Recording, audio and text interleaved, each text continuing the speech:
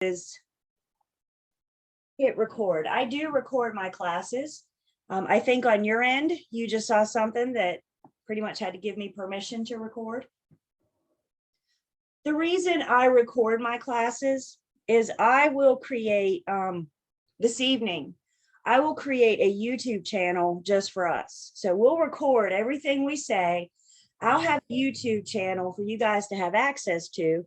And then if you ever want to go back and look at the recording or go back and review anything, you'll have that information. So I'll create the channel tonight. And then when we come together tomorrow morning, I will share that link with you guys. So then you'll have access to that for next week when you're trying to get ready for Sunday. So that's why I record.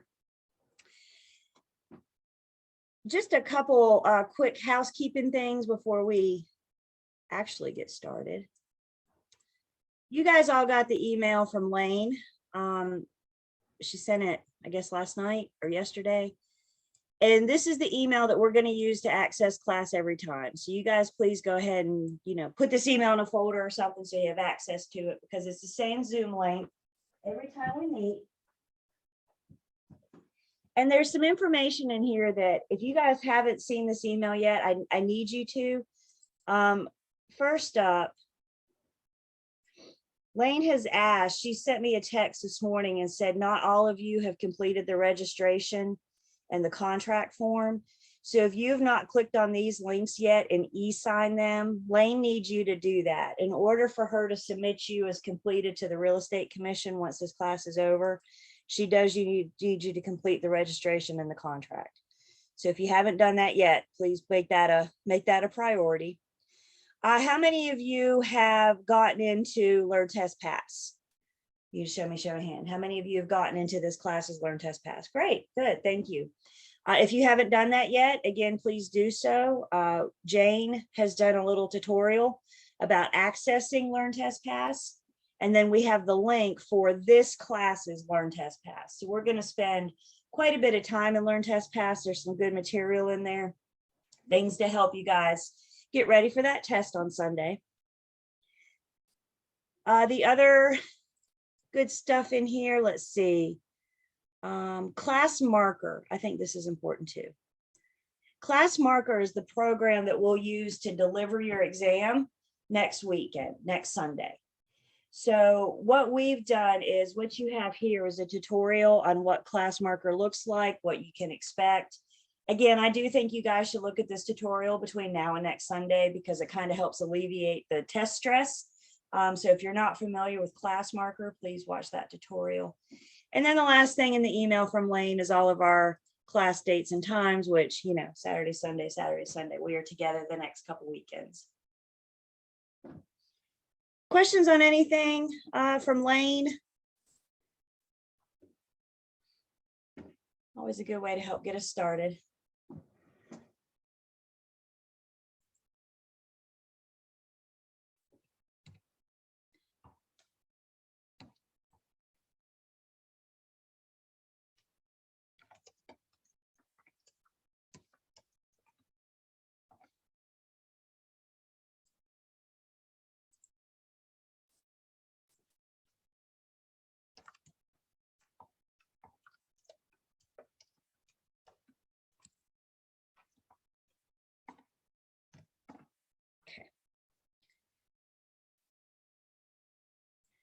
So this is, make sure we're all in the right place. This is post-licensing 301. This is our agency. Broker relationship and responsibility is just really a long, lengthy way of saying agency. So that's what we're going to be spending our time on and discussing. Somebody's first, this is your first one. Some of you last, if this is your last one. You've had contracts and closings, where you focus on the contract to closing process. You've had North Carolina Law and Rule, which is 303. So now we're going to capitalize on agency, broker relationship and responsibility. Lane is the owner and director of our school. You guys have been in touch with her. I know you at least have your email, because you got the Zoom link you needed to access class today. So we've gotten you this far. If you need her phone number or anything, never hesitate to reach out to Lane. She's a great resource for you guys. Anything you need school related, she can help you. And then my name is Julie, and I'm going to be with you guys for the next couple weekends. So this is my phone number and email. I do ask that you jot it down. I ask that you guys always reach out to me. If you have any questions or anything you're not certain on, please never hesitate to reach out to me. This is why I'm here. I'm going to introduce you to some other tools to help you guys get through this class, but I am a good resource as well. I know my email's long, but it makes sense because who am I? I am Julie, the real estate instructor at gmail.com. So it's easier to remember than try to jot that down. And then again, my phone number, please never hesitate to reach out to me. Just to share a little bit about myself briefly, I've actually been in, this year I celebrated 21 years in real estate. I started, 2001 as an admin. I was the behind the scenes person that took care of the agents. Y'all treat your admins good. They work hard for you. I know from experience. So be good to your admin and appreciate everything that they do for you. So I did that for about, 13, 14 years. And then I decided one day that I was tired of watching my agents have all the fun and make all the money. So I wanted to get in sales too. So I took the plunge and I gave up my cushy day job and got into sales full time. I probably picked this teaching thing up about, gosh, I've been doing this 6 years now or something like that. So time marches on, doesn't it? Today, obviously, I do the teaching thing. I teach pre and post licensing for Lane here at Carolina School of Real Estate. I am no longer in sales. I've kind of let sales take a back seat. I am still affiliated with a real estate firm. And interestingly enough, I've gone back to my roots and apparently I'm doing admin work again. So I'm able to help support the teammates, help support the agents. And that gives me the flexibility to do what I want to do, which is be here with you guys. So I can still be involved, but not it's tough to try to do sales when you got other things going on, because your buyers and sellers can take up a lot of your times. For those of you that are active, you know what I speak of. some more so than others. So it's a matter of balance. It's a matter of utilizing your time and finding that life work balance. For those of you that active, we've learned real estate really is an industry you could go 24/7 if you allowed yourself. There's always something to do. There's always an email to send or a prospect to reach out to or a listing to look up. So again, you guys make sure you find that balance early in your career so you don't drive yourself crazy. No distractions in this class, please. I know we have some long hours ahead of us, some long days ahead of us. But again, you guys have a test, so I need your commitment. I think a big part of the commitment is distraction-free zone during class. Please, we'll give you breaks. We'll talk about breaks and lunch in just a second. So you have time during breaks and lunch to return any phone calls, texts, or emails.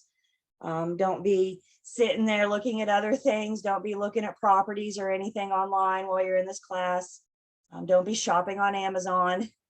It's hard for me to compete with your home, you guys. There's a lot of good things at home. You got the TV, you got the phone, you got Amazon, you got families and pets, and you got all sorts of things going on. I can't compete with all that. So if you guys will, please make the effort to be in a distraction-free area. That would best help you, I think. And the one thing that I absolutely will not tolerate is you guys driving while on the Zoom call. So if I see you driving a vehicle in a moving vehicle, I'll remove you from the call.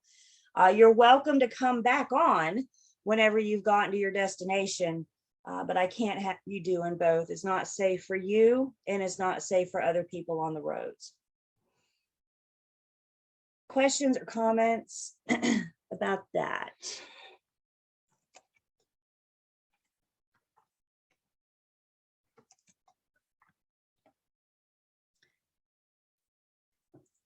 The Real Estate Commission gives us guidelines for pre and post licensing. One thing they give us is attendance requirements. They say we have to be here 90% of the time, regardless of the reason. This is a 30-hour class, which means if you're only missing 10%, you're not missing more than 3 hours. If you miss more than 3 hours, you're not eligible for that end of class exam next Sunday. So we need to be able to see you. When we take a break, you're welcome to turn your camera off. We don't really want to see what you do on break anyway. So you're welcome to turn your camera off. When we come back from break, we'll all come back on. You're good. Thank you. Thank you. So 3 hours is the max, and unfortunately that's regardless of the reason. So if we can't get you through, just get with Wayne and she'll get you in another class so she can get you through this time. We'll take lunch. We do get a lunch in this class because we're here all day. We'll take lunch probably about 12:30, 1 o'clock, somewhere in there. And then we'll probably look at about a 45-minute lunch, 50-minute lunch, something like that. I do take a couple 10-minute breaks in the morning and the afternoon, kind of break up that time, probably about every hour and 15 or so, hour 30, something like that. And I think break time is good anyway, even before we were online. But now that we're online, break time is definitely good because we all need to stop staring at this computer screen for a minute. So take a minute and adjust your eyes and look at something else. And guys, when we take a break, if I could offer a suggestion that you don't go straight from this screen to this screen. Seriously, give your eyes a break because we're together all day and your eyes are going to be tired tomorrow at 5 o'clock. So do like me on break and just go poke around in the fridge. And that way you don't have to look at a screen. I've gotten bad about that over Zoom. Anybody else do that on Zoom breaks? I don't know why we do that. We immediately go straight to the fridge, see what we got that I didn't have an hour and a half ago. Poking around. Questions or comments on the attendance requirements?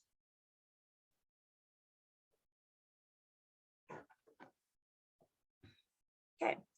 I've talked about an exam. So there is an exam, 36 questions. The last thing we do together, so that's next Sunday afternoon, will be take a test. You have to make a 75% to pass. You do get an hour to take the test. And if you don't make that 75%, then that's okay. You have the option to take a retake. So if you don't pass the first time, big deep breath, know that we will get you through it. The worst part about the retake is you'll have to spend some one-on-one time with me. So you and I will sit down and have a conversation to make sure that you're good. You have the information you need, not only to get you through the retake, but also, you know, agency is pretty important in a day-to-day real estate transaction. So we want to make sure that you just in general have a handle on it and of course get you through the test. There is a little bit of math in this class, not a lot, but a little bit. So you guys will need to get a calculator. I can't let you use your phones for the test because your phone has Google on it. So if you could get, if you don't already have, if you guys will please get a basic calculator so you can do that math on your test. You can have scratch paper, all that good stuff.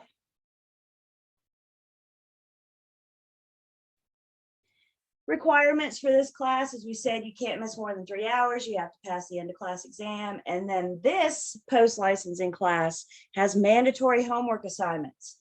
What does mandatory mean?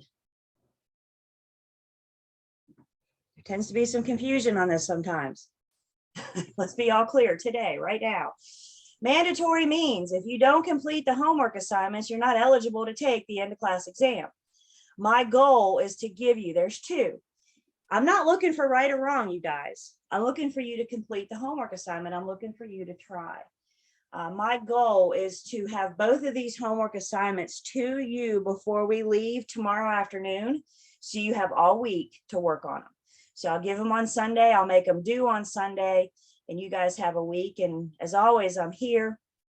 One is going to have you guys not measuring, but studying a floor plan and finding the square footage of a home, helping to find the square footage of each room, like the kitchen and the bedrooms. So we're going to study a floor plan for one of your homework assignments. And then another homework assignment is going to be to study CMA. So we have a comparative market analysis. We won't get into any of that until tomorrow. But again, I will have both of those assignments in your hand before we leave tomorrow. So you have the week, the whole week to do it. Is that fair? Is everybody good with that? We all know we're all good on mandatory. Okay. All right.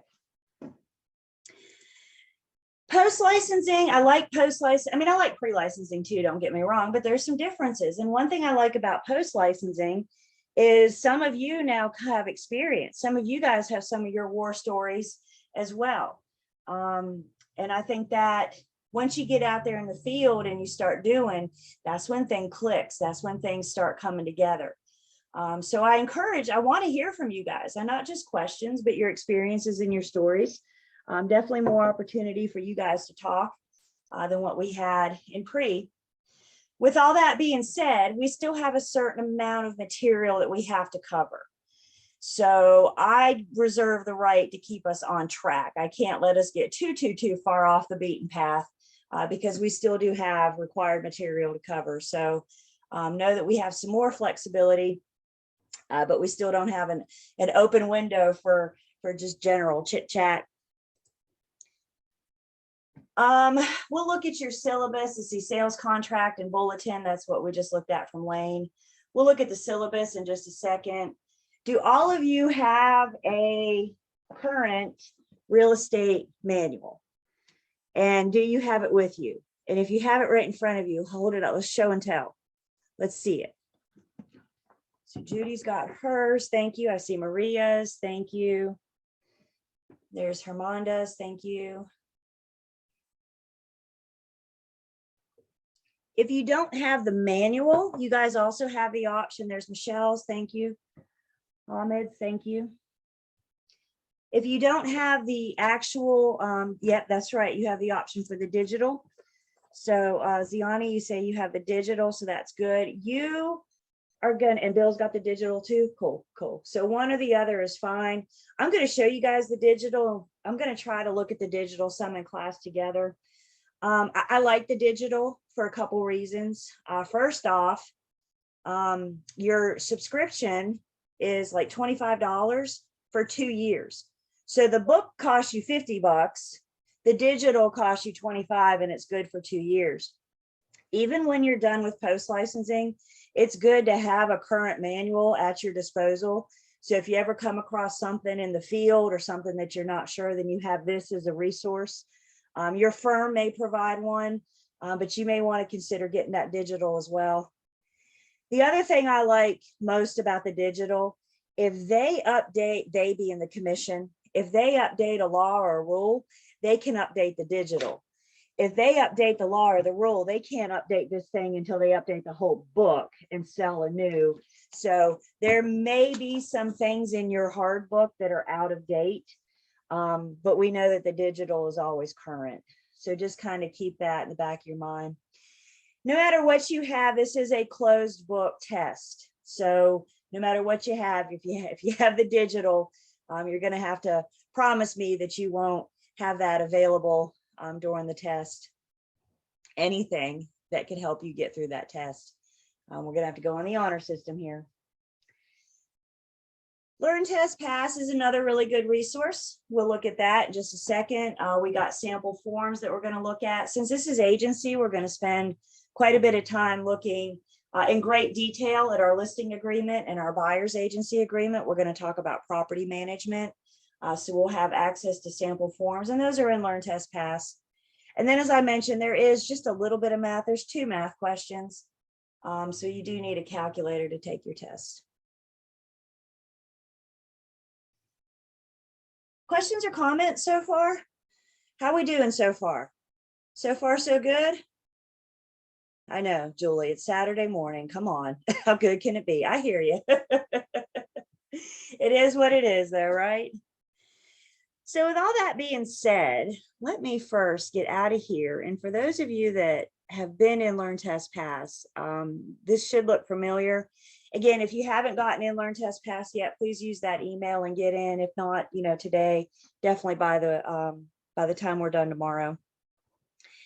Some of the tools here, we mentioned the syllabus. The Real Estate Commission gives us the syllabus as a guide. So if we're talking about it in this class, it's in the syllabus. Rest assured your test is based on whatever comes from the syllabus. I wrote this class with the syllabus in my hand. So if you want to know what we're going to cover, if you want to know the guide, we have that available to you guys. In the email you guys got from Lane, I believe this was an attachment, the residential square footage guidelines. We also have that Maria's already got the copy of it, the shiny copy. We also have that Learn Test Pass for you guys as well. We'll spend a little bit of time talking about measuring the square footage when we work with sellers. And then you can see we have the various sections. So there's little quizzes that'll help you guys. And what I like about Learn Test Pass, if you're not familiar with it, let me just show you real quick. If you're looking at a quiz, and I'm not going to read this, I'm just going to choose B because that's my favorite. Oh no, I got it wrong. You know what I like about Learn Test Pass? Not only does it tell you if it's right or wrong, but it goes on to explain why. So you can go through these quizzes and right or wrong, you can learn what, you know, the explanation to it. So Learn Test Pass absolutely is a building tool. I think if those of you that took pre-licensing with us with Carolina School of Real Estate, I think this is the best thing we have to offer in pre-licensing, and it's helpful for post as well. The forms that I mentioned, everything that we're going to look at, forms, is in Learn Test Pass. Jane has provided a link here to her, I guess it's her Google Drive.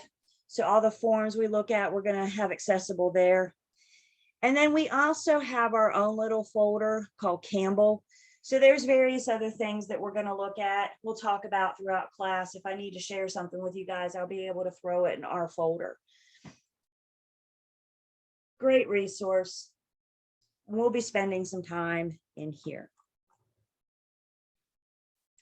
That digital manual, by the way, is going to look a little something like that. For my digital manual users, if I could point out, you guys got some additional chapters in the digital manual that the rest of us with the hard book don't. And what you guys have, chapter 24 is the post-licensing 301 material. Chapter 25 is for 302, 26 is 303. So what they've done in the digital is they've gone through the book and said, this is what we talk about in post 301, 302, 303, and just giving you those sections. We are spending, and y'all may want to go ahead and write this down, please.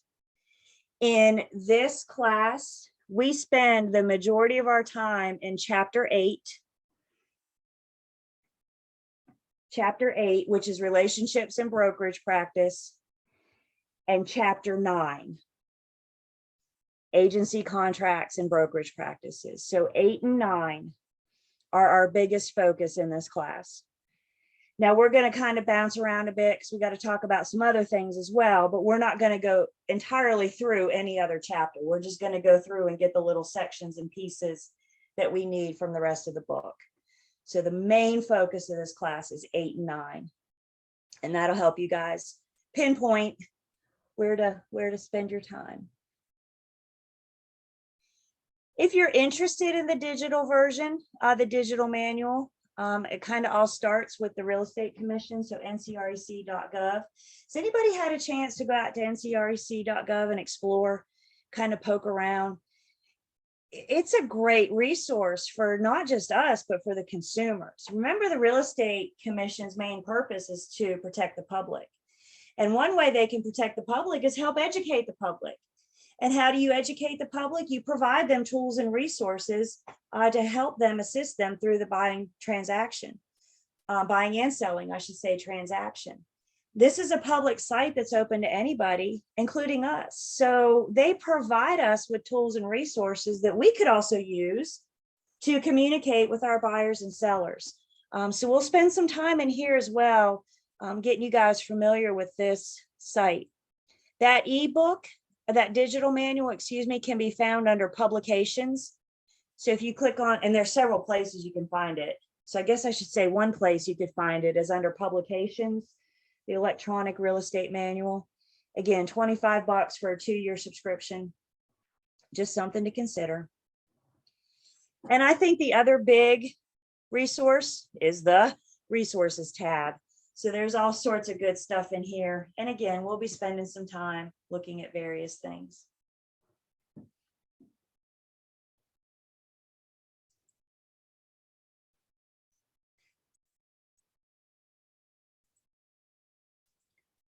So why are we here? Well, other than the Real Estate Commission says that we have to. The whole purpose of post-licensing is to help increase the provisional broker's competency in regard to sufficient knowledge and skills when we're working with the Real Estate Commission's public. I think that's so important that we understand that. Guys, the commission is not here to help me be successful. They're not here to help me have lots and lots of transactions and make lots and lots of money. They're here to protect the public when they're working with me. You and I have an advantage over this process now, don't we? Because we have a real estate license, and we have an advantage over the average person that doesn't have a real estate license. So the commission has to safeguard that public, and that's why they regulate our license. The commission is a licensing governing body. The Real Estate Commission giveth you your license. Guess what, y'all? The Real Estate Commission can taketh it away. So what we're doing in post-licensing, as we did in pre, was to give you the knowledge, the laws and the rules. Hopefully you don't lose your license, not unless you choose to. If you're done, you want to retire, that's what we're striving for, right? The learning objectives in this class, we're going to focus on professionally practicing in the field of real estate when it comes to agency. Again, agency is the topic of the next couple weekends. So we want to make sure that we know what we're doing when we're out there discussing agency, creating agency. You know, now we're the ones that are trying to explain agency to buyers and sellers. So we need to make sure we have a really good handle on it so we can have conversations with our potential clients and customers. And we also want to make sure that we're legally and ethically protecting the interests of the public when they're dealing with us. So if they choose to hire us, we want to make sure that we're treating them properly, have their best interest in mind. There's some pretty big price tags that come on houses, aren't there? I mean, there's some pretty big price tags. And guys, once the transaction's closed, there are no takebacks. There is no 45-day return policy. Once that deed changes hands, it's a done deal. And if we mess up, we could be liable. So we have a duty to make sure that we're doing what we need to best protect our client, best get our client through that transaction. The highlights of this class, we're going to start off with a little review just on agency relationships and duties in general. We're going to spend quite a bit of time just talking specifically about working with sellers. Then we're going to switch gears and talk about working with buyers. We're going to spend time talking about what it means to work as a dual agent. We're going to spend some time talking about what it means to be a property manager. Is anybody in property management or considering property management? Chinquita is good, good, good. A couple of you shaking your heads like, no, okay, and that's cool. You don't have to. I didn't mean it. No, no, no, you don't have to. You may choose just to do sales or property management or whatever. And then the last little section, anytime you take a post-licensing class or a CE class with the commission, you always have this other, usually other, and in our case, other is going to be like your license status and education issues. The Real Estate Commission learns every year at the renewal time that licensees don't know that we have to renew our license every year. So they go through a bit of a heartache. So they put it in our post-licensing and CE classes just to make sure that we're all on board. So we'll spend time talking about your license status.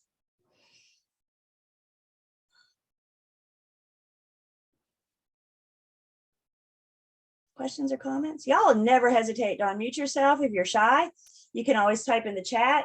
If you're super shy, you can type in the chat just to me. Does everybody see that when you pull your chat up? You have the option, and you guys on your end, it should say everyone or me. You should have two choices on your end. Is that what you guys see? So if you have, some of you are concerned about it not being a good question. So if you want to send me a private chat, if you want to send the group a chat, if you want to unmute, if you want to reach out to me outside of class, however you are most comfortable. Again, I am here to help you guys get this information. That's my objective.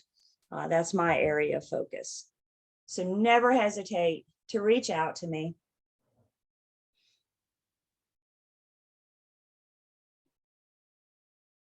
Okay. So, should you want to understand agency? Is this important to you? You can do your head one way or another, yes or no.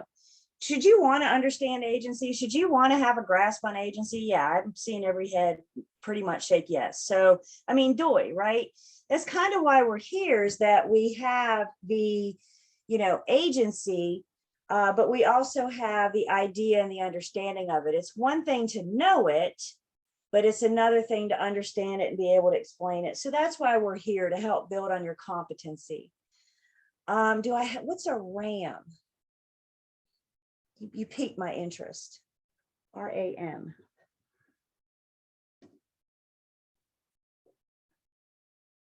Oh, we can't hear you. You're unmuted. You're unmuted, but we can't hear you. Can you hear me? Now, say something. No, you're showing that you're unmuted. Everything on my end looks okay. That's strange. And I see your mouth move. You typing? Okay. Gotcha. I've learned to interpret. This means typing. I got it. You guys have experience in Zoom? Are you finding that your life is changing while she's typing? Like when I see people in person now, I'm waving at them. I never waved before, but since I Zoom, like I meet friends for dinner and I'm like, hey, I'm like, okay, I'm not on Zoom all the time, so our lives have kind of changed a little bit since this has all happened. Registered in apartment management. Okay, registered in apartment management is RAM. I'm not familiar with a RAM license, so no, I don't have mine. But if you're going into property management, or you are in property management, that absolutely seems like something that would help you with that. So you may want to look, if that's the avenue you're going, may want to consider looking in more into that. And we're going to spend some time talking about property management as well, too. See, I learned something today. Thank you. We may not have it in North Carolina. Gotcha. Just because I've never heard of it doesn't mean anything. You may just want to look into it for North Carolina and see what you got there. By the time we get through the property management unit, you guys will know what I know about property management. So what's that tell you about my knowledge and my expertise with property management? I read about it in a book. So we'll get through it. We got it in the syllabus and we got it covered. I know just enough to be dangerous, but I've never, ever attempted it, practiced it, anything like that.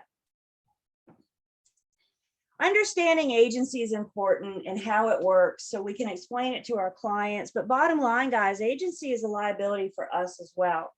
If we're not properly explaining it, if we're not properly practicing it, then it could get us in trouble. Again, if the commission finds out that we've harmed their public, then we will probably face disciplinary action.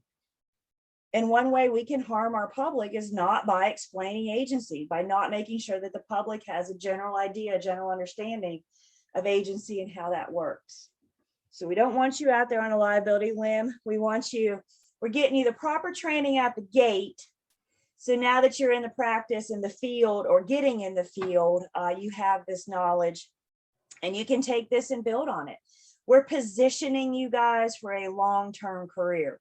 Who plans on doing real estate 20 years from now? You guys still plan on being here? Absolutely. Absolutely. You want to do one transaction and retire?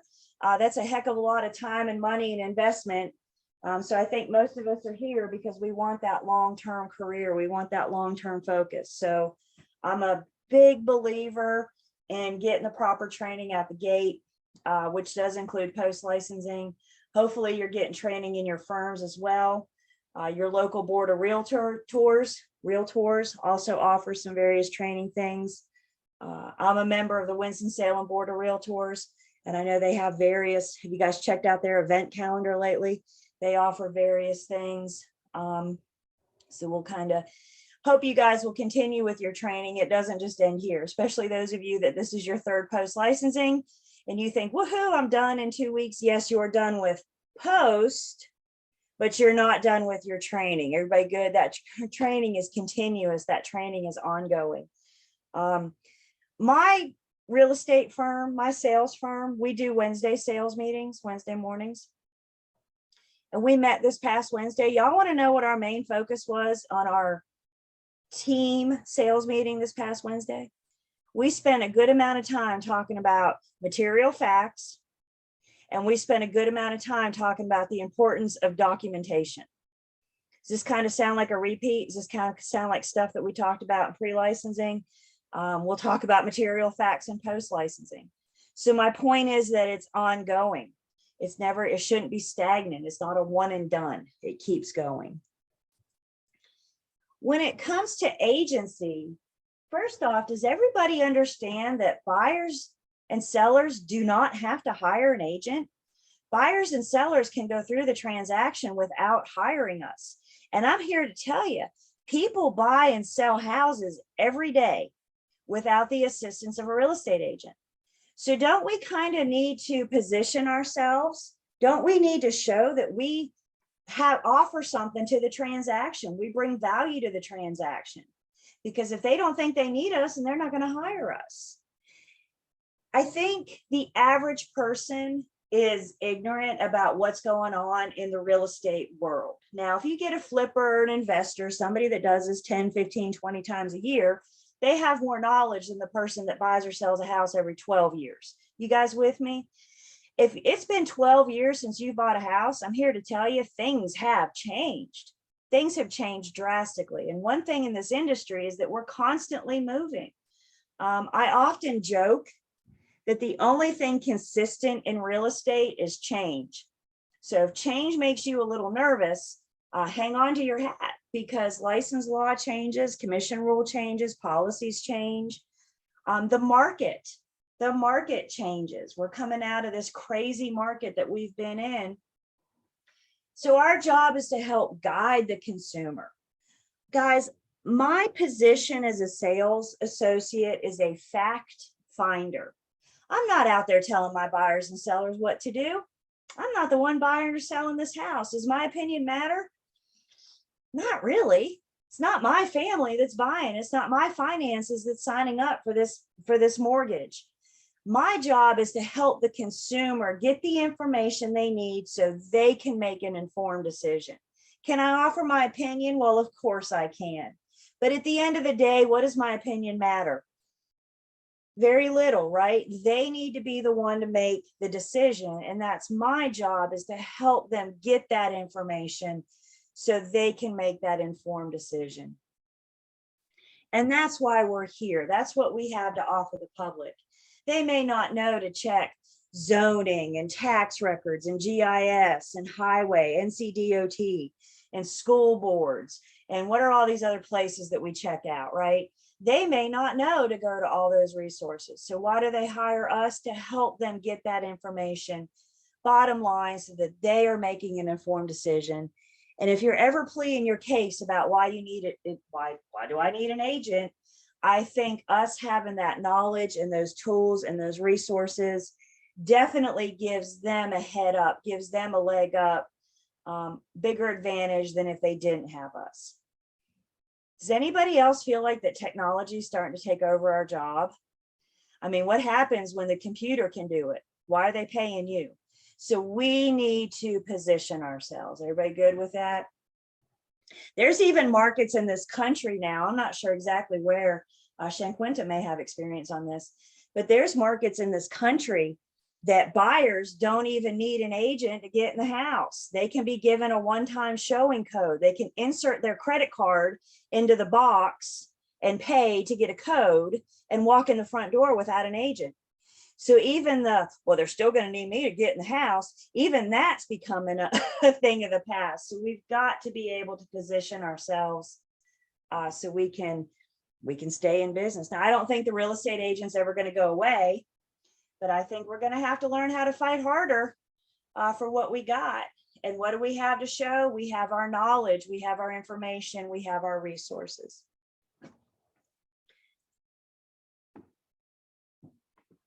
How can I get in trouble? Well, let's make sure we're clear. Can you be sued by a buyer or seller? Do your head one way or another. Could you be sued one day? Yeah, go ahead and shake your head. Yes. Put real estate aside for a second. Y'all, you can sue anybody for anything, right? All you got to do is find the right attorney. So can you be sued? Yeah, absolutely. Are you going to get fined? I don't know. I'm not the court. I'm not an attorney. I'm not the court. I can't answer those questions.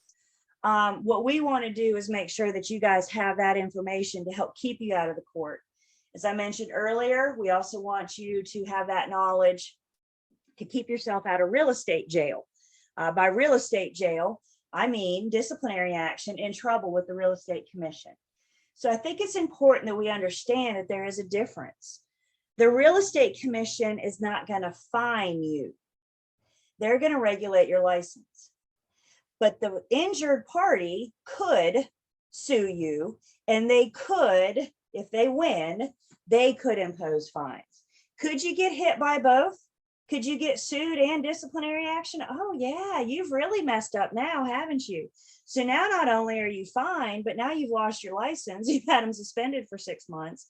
And this is why we're here. We want to keep you guys out of either one of these and or other situations. Guys, bottom line, once you get out in the field, further, every transaction is different. I'm here to tell you, every single transaction is different. Even if you've done 300 closings, your 301st isn't going to be anything like what you've experienced before. So every single transaction is different, and how we get through it and we get our clients through it is we have the knowledge of the laws and the rules and the resources to help them get through.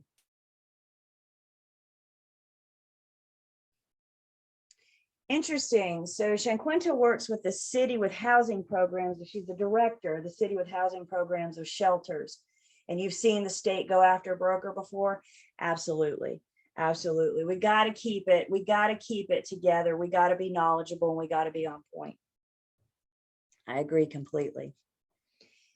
Agency does not follow the money. We're going to talk about your commission. We're going to talk about what duties you owe everybody in the transaction. We're going to get into all that.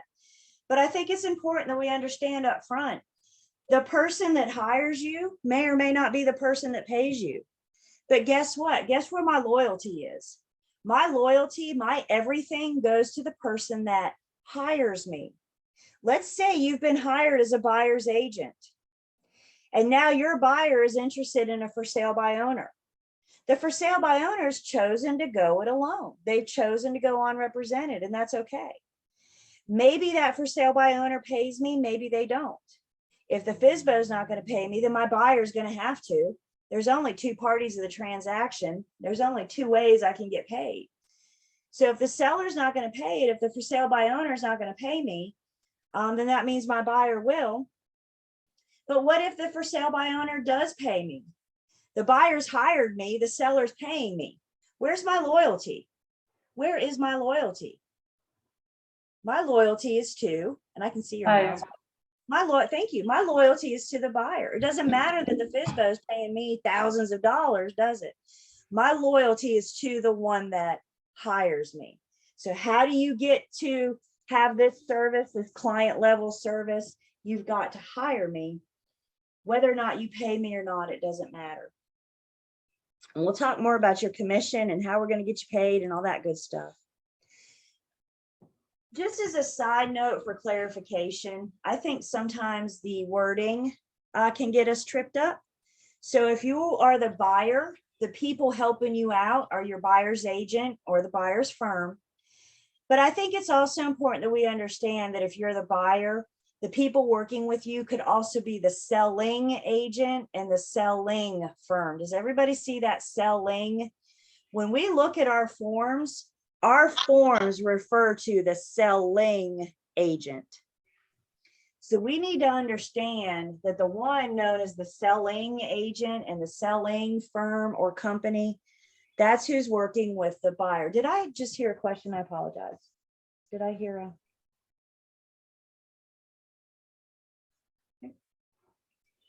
If you're the seller, you're working with the seller's agent or the seller's firm. You may also be working with the listing agent or the listing firm.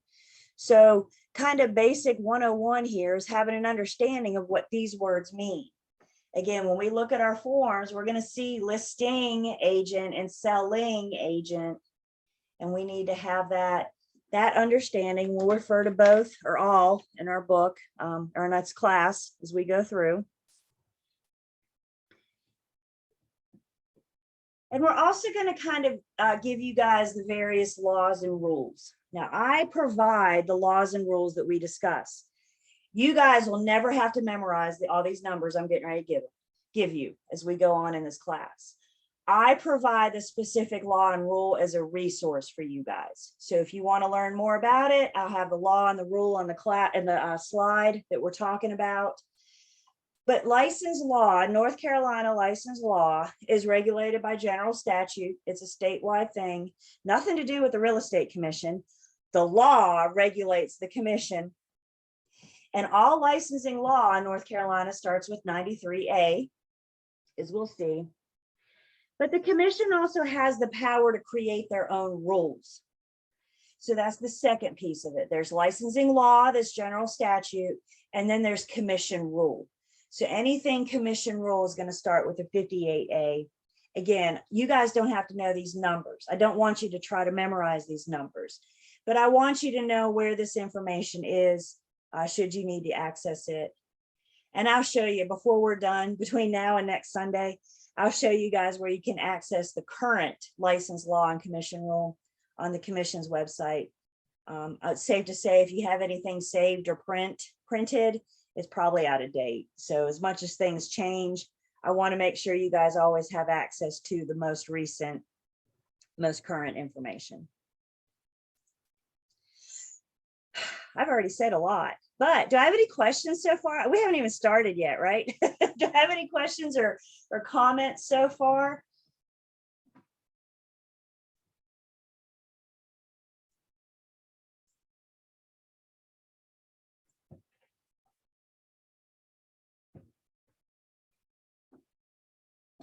Okay. Y'all ready to get started? Everybody good? Cool. So we're going to start section 1 is, let's call this a review. I think most of what we're going to see in this section is kind of a recap of what we learned in pre-licensing. I think it's a good idea to review anything with agency. We are starting on chapter 8, at the beginning of chapter 8. Now, if you're in the manual, I have provided the page numbers on my PowerPoint so you can follow along, make notes, highlights, whatever you want, if you're following along in the manual. Unfortunately, my digital users, you don't have page numbers, and I do kind of skip around. So I'm going to try, if you kind of follow along, we can try to get you in. I think digital is more challenging for this, but as long as you know that we're primary focus is on units 8 and 9. So starting on page 141, starting on chapter 8.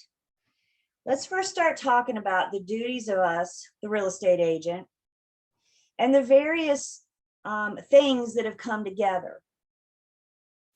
If you guys ever heard referred to as the law of agency, have you guys ever heard of the law of agency? The law of agency is kind of where everything is comprised to come together to create that law. And what I think is important to understand is the law of agency doesn't just consist of one thing. The law of agency comes together from several different resources. So we do start with this idea of the common law of agency. This is where most agency originates. And it all started back in the day of England when we served a king. And how we serve that king, those duties we owe that king, that gives us the basis for this idea of the law of agency that we have today. Throughout history, there has been various court cases that has adjusted the contract law. Contract law is something that might come out of the court. If the gavel comes down and the judge says, I rule this, then we have a different contract law, and that affects our law of agency. As we mentioned, we have North Carolina license law, which is our general statute, North Carolina general statute. And then we also have the Real Estate Commission's rule.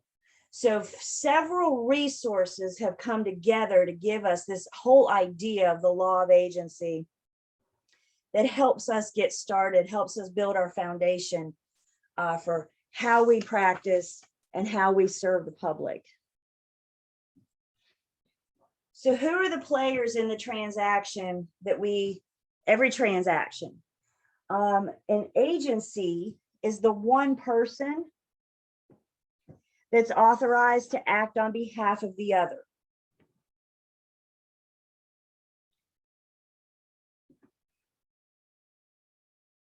Agency, I said person, I think I'm going to rephrase that. Better yet, the firm. We all know that our agency relationships are between the client and the firm. Yes? Can I get a head bob on that? Good. Your relationship with your client is not with them and you, not with the individual broker. So once the seller, for example, hires a firm, everybody in that firm has duties to the seller.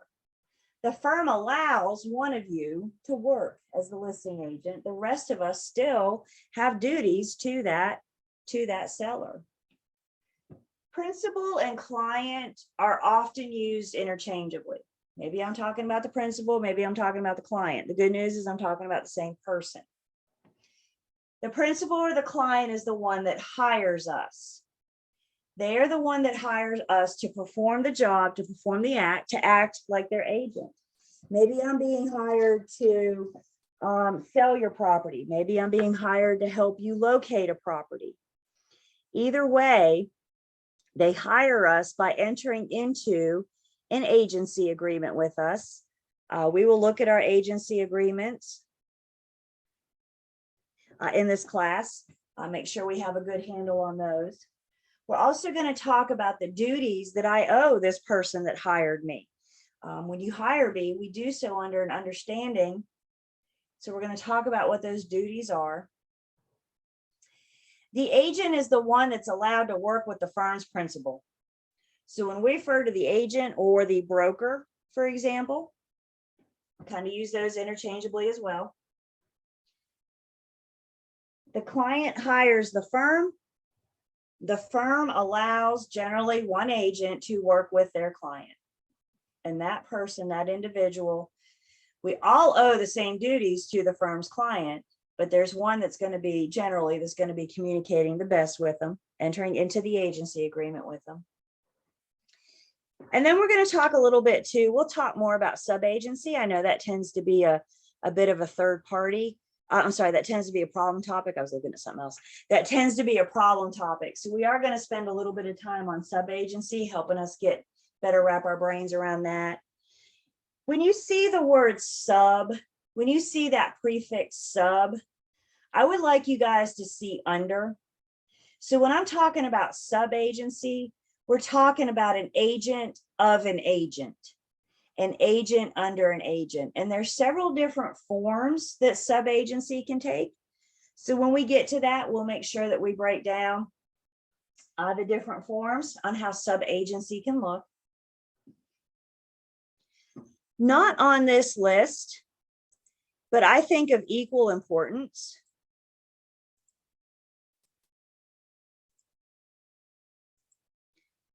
In understanding what the words mean, I think it's important that we understand what a customer, also known as the third party, is.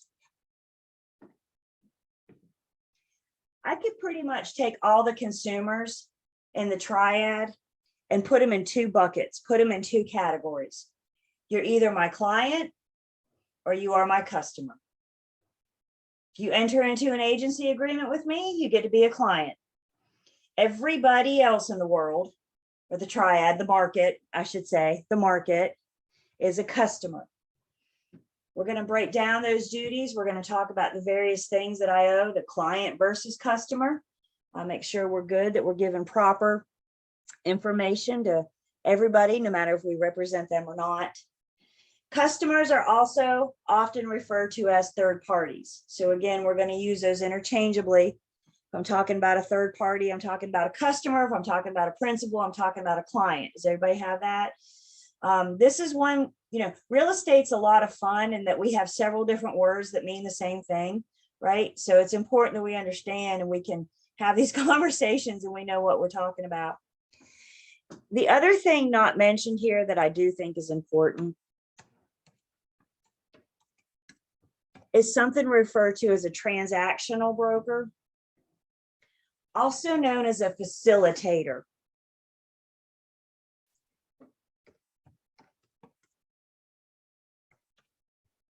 I will tell you guys right now, I cannot spell to save my life. So if I misspell a word, please just let it go, right? Facilitator. I don't know if that's spelled right or not. I do math. I don't spell. So let's just all pretend that that word is right. So transactional broker, also known as a facilitator.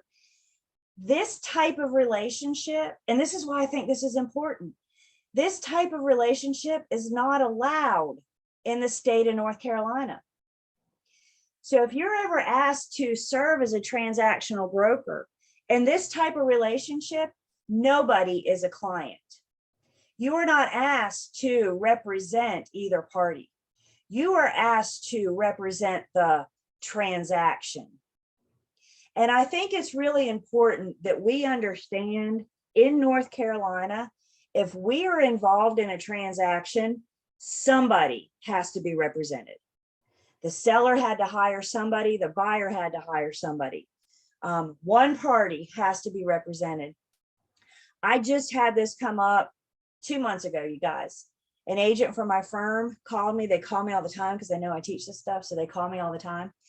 And they said that a for sale by owner, they had an unrepresented buyer interested in a for sale by owner.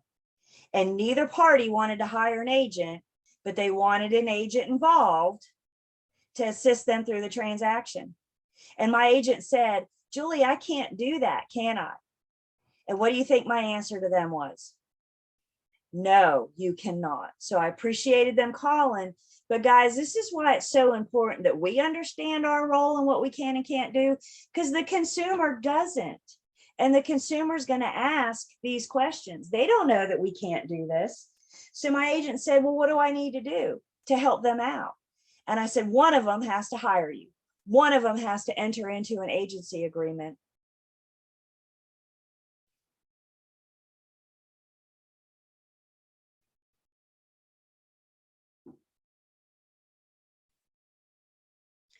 Another big word we see when we talk about an agency is something called a fiduciary. Now, I just copy and paste either straight from the book or the syllabus. A fiduciary is a relationship of trust and confidence wherein one person is usually entrusted to hold or manage property or money for another. When you guys see the word fiduciary, I would like you to translate it into trust. It's a relationship of trust. When that buyer or seller or owner hires me to manage their property, they trust that I have their best interest in mind. They trust that they can trust me. And that's a fiduciary relationship. Our duty under a fiduciary relationship, we're a person that acts for another in a relationship of trust and confidence, obligated to act in the other's best interest. I always have my principal's best interest above anybody else's, including my own sometimes. And I always need to place their best interest before any others. I am bound as a fiduciary, as an agent, I'm bound to act primarily for the benefit of my principal, my client.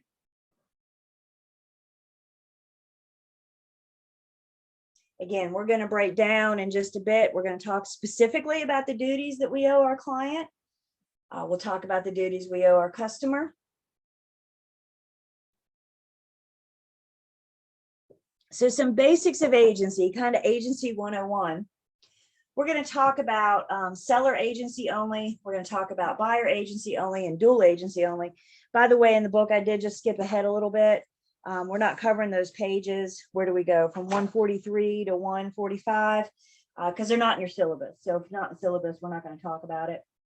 But just so you have that, know that you have that information there.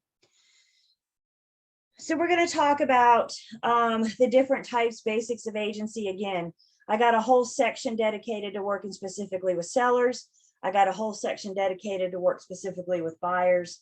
And I got a whole section dedicated to dual agency. So we're just kind of grazing surfaces here. Agency, the idea of agency is, as we know it today, is relatively new. there was a time not too terribly long ago where agency looked totally different. There was a time where the only party we ever represented was the sellers. Buyers never had representation. I think the best way to imagine this scenario is if you were to go out on Monday morning and decide you want to buy a car. So you go to a car lot and the salesman shows up. Hey folks, how you doing today? How can I help you? That salesman on the lot is awfully nice to you and they really want to sell you a car. But guys, they don't have your best interest in mind. Whose best interest do they have? The owner of the car lot, the seller, right? The person selling the car. They're awfully nice to you and they sure want you to buy a car, but it's not because that's what's best for you. So you go to this car lot Monday morning and you look at all the cars on the lot and it's not one that you're looking for. You know, no, I don't like any of these. What do you do next? You go down the street to another lot, right? You go on down the street. Let me try another lot. Let me try another dealership. Maybe they have a product that I liked. Before we had buyer agency in this state, that's an awful like how buying a house was. You would go from firm to firm to firm to see what product they had, to see what inventory they offered. And once you liked a product on their shelf, then you bought it. There was a massive lawsuit. There was a buyer, purchased a home. She felt after the transaction closed, she felt that she was falsely misrepresented. She felt that the agent in that transaction had her best interest. And once the transaction closed, she learned that that was not the case. She learned that the agent represented the seller. This particular consumer individual hired an attorney, brought on a major lawsuit. And it was one of these, like she stepped forward. And once she stepped forward, lots of other previous buyers said, oh, I felt like that too. And this turned in, y'all, we're talking, they finally settled. We're talking to the tune of just under $20 million. That's how much they had to pay out to all these buyers that were falsely misrepresented. And based on that lawsuit, based on that big thing, other states, this happened in like Missouri or something, but other states started revisiting their agency and how we practice agency and how we do agency. And because of a result of that lawsuit is when North Carolina decided to adopt buyer agency and dual agency as well. Would it surprise you guys if I told you buyer agency came to North Carolina in like the mid-90s? That wasn't that long ago, was it? In the big picture in life, that was not, I know it gets further and further away, but that was not that long ago. So how we do agency today is really not that old. You guys could still find an agent practicing that practiced in this state before we had buyer agency. That's the one I want to sit down and go to lunch with and have a conversation with, find out how things were compared to how they are now. Not all states still have buyer agency, by the way. Just because we talk about buyer agency doesn't mean that it's everywhere. I know, for example, Florida doesn't have buyer agency. So you may be dealing with buyers coming from a state that doesn't know that they have this buyer agency. Again, that's part of our job. That's part of our commitment to the consumers to help them understand a transaction in this state. That's what it's about, is in this state. So before we break it down and look at our seller agency only, buyer agency only, and dual agency, first off, do you have any questions, comments? Everybody hanging in there with me so far? So far, so good. Okay, my coffee cup's empty, so I feel like we need a break. So let's take 10 minutes. Again, you're welcome to turn your camera off. You just need to turn it back on when we come back. My clock says 10:14, so let's come back at 10:24, please, on time, and we're going to continue on with our agency discussion.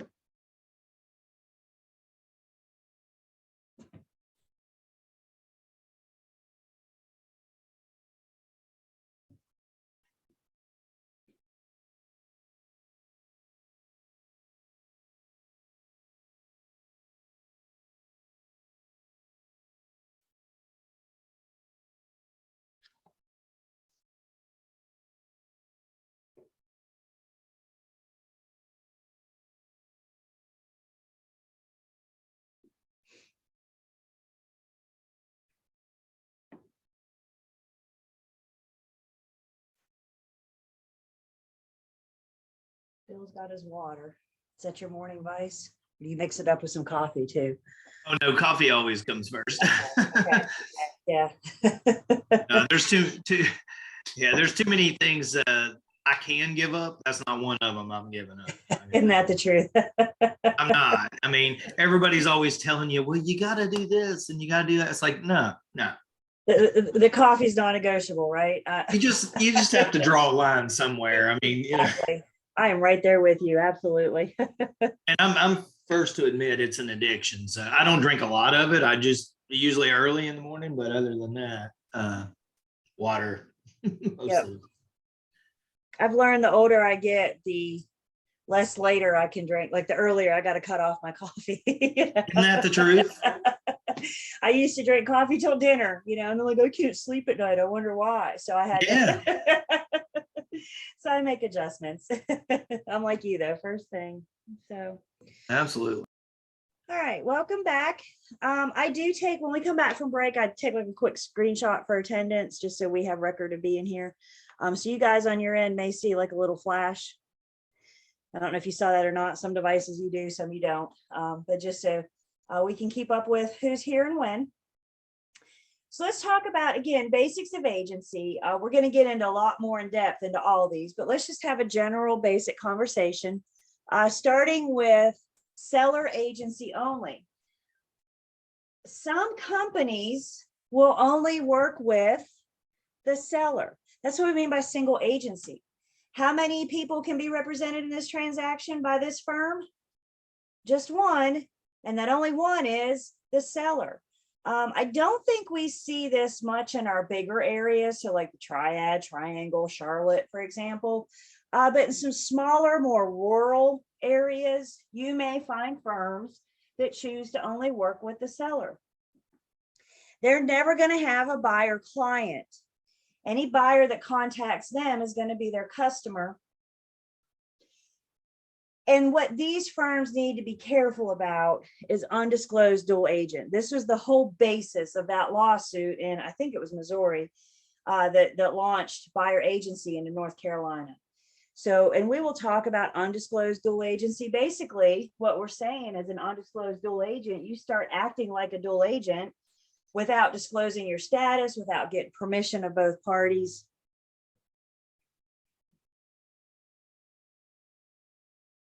So we can have a single agency firm in which they only work with sellers. We can also have a single agency firm in which they only work with buyers. The only clients this firm has are buyer clients. They're not going to take listings. So the listings that they have to show their buyer are either those listed by another firm or for sale by owner.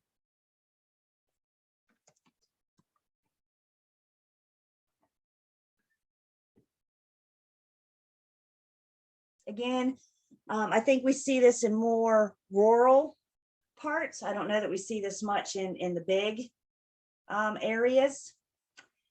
But the firm has the option. The firm can set up and create their policy, practice any way they choose. And single agency is one thing that they can agree, they can offer to the consumer. Some teams are kind of set up this way. So if you ever think about a team and consider, talk to several different teams to, have something to compare and contrast, they're all different. But I do know some teams where on the team, they have listing agents and they have buyer's agents. So the team is kind of set up. They'll work with both, but they have people designated to work just with sellers, go out and get listings. They have people designated to just work with buyers, go help them locate a property. Anytime we're acting as a buyer's agent, whether or not it's a single agency or not, anytime we're acting as a buyer's agent, we are prohibited from representing the buyer in the transaction where I am the seller. So let's talk about that for a second. As a real estate agent, can I list my own property for sale? Can I wear two hats, seller and listing agent? Yeah, absolutely. Agents do it every day, right? They buy or sell for their own personal. So I represent me. I'm wearing two hats. I'm the seller and I'm the listing agent. In this transaction, I cannot represent the buyer. Remember, my client I have their best interest ahead of all others, including my own. So the buyer hires me thinking I have their best interest, but I am the owner of record. Let's face it, y'all, whose interest do I actually have? Try as I might. Yeah, try as I might to care about the buyer. Ultimately, who do I care about? Myself. Yeah, I care about me all day long, right? So do we see the huge conflict of interest here? As a buyer's agent, yep. As a buyer's agent, as a listing agent, as a listing agent, I cannot represent the buyer in the transaction when I am the owner of record. Now, somebody else in my firm can, right? So I could say, hey, you know, Bill, do you want to go work with this buyer? Bill and I have an understanding that, you know, Bill's going to respect me and he's not going to tell the buyer everything there is to know about me to my disadvantage. But, you know, the firm can represent the buyer, but the agent can't. We're going to talk a little bit about commercial. Anybody thinking about or going into commercial? Anybody heading that route? No. So I got one property manager and the rest of us are residential sales.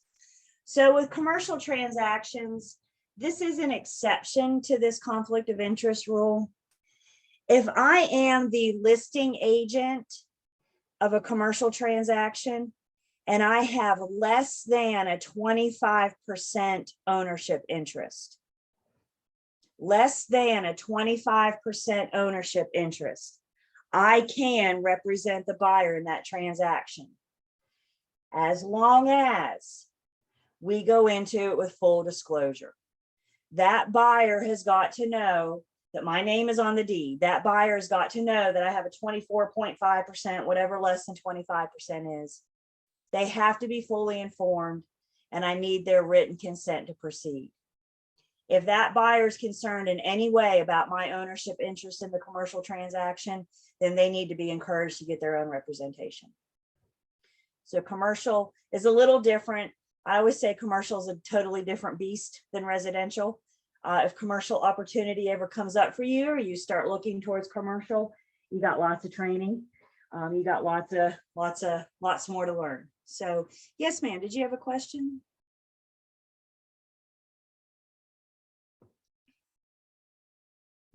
No? Okay. The other type of agency, we're either working with buyers, we're working with sellers, or we have cases where we can work with both. Again, we're not going to spend a whole lot of time on dual agency now because I got a whole section dedicated to it. So we'll talk more about that next weekend. Basically, the parties have choices. They either have exclusive representation. So we're only representing one party in the transaction. This is typically what a co-broker transaction looks like.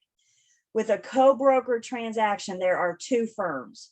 One firm's representing the seller, one firm's representing the buyer. That's what I mean by exclusive representation.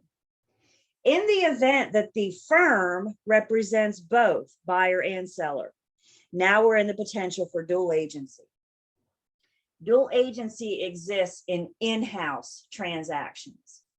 An in-house transaction meaning there's only one firm. Both buyer and seller have hired that one firm. So the consumer has choices. Do you want exclusive representation or do you want dual agency?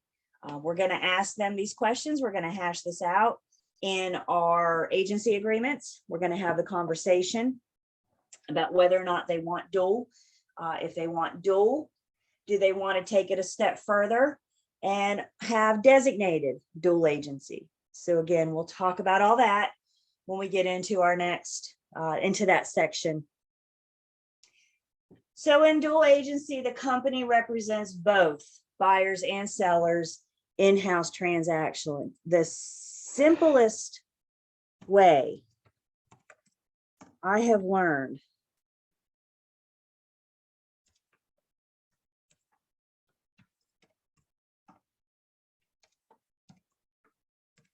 And I also can't talk and type at the same time. The simplest definition for dual agency that I have come up with: one firm, one transaction, two clients. The seller hires the firm to sell 123 Main Street. The buyer hires the same firm to help them purchase 123 Main Street. That's the simplest breakdown I can offer you.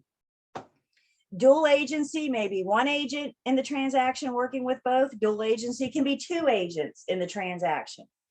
The bottom line here is that we are both under the same firm. Designated agency is always two. You can never have one agent be designated. So one firm, one transaction, two clients. Unintentional or undisclosed dual agency is never allowed. Unintentional or undisclosed dual agency is when we just start acting like a dual agent, but we don't get consent. We don't have the conversation. We don't get their permission to do it.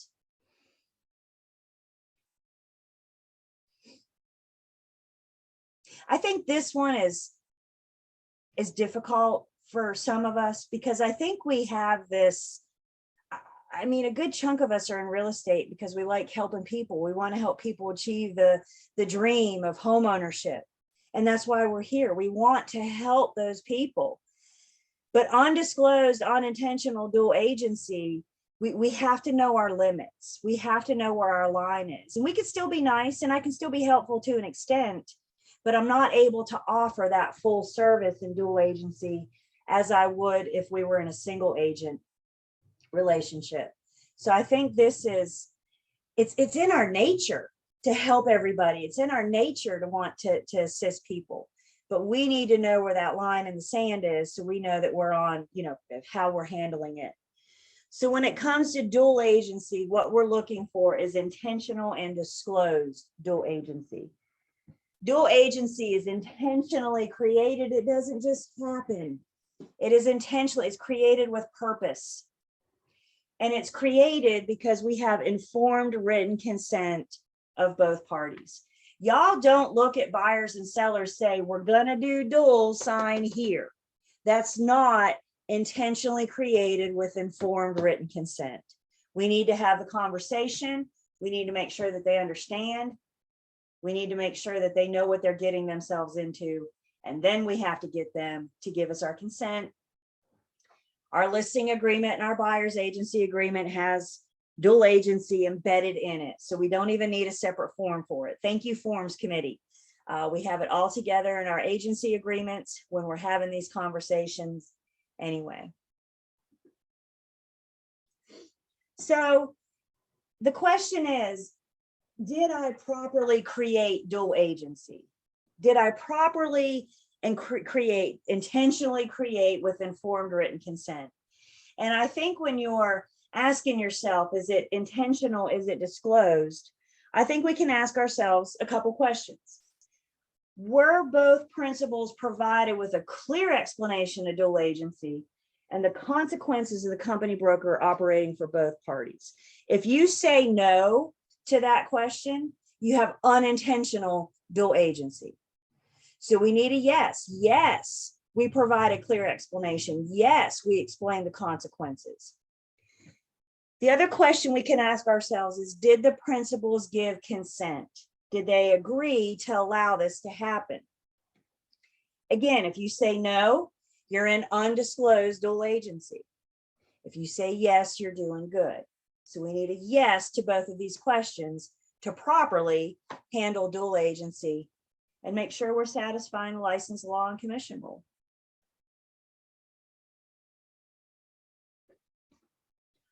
Again, we'll come back. We'll see dual agency next weekend. We won't get to it today or this weekend, but we'll see it next weekend. We're going to dig a little deeper. We're just scratching surfaces right now. So when the agency relationship, when there's two cooperating firms, firm ABC is working with one party, firm XYZ is working for the other. It's known as a co-broker transaction.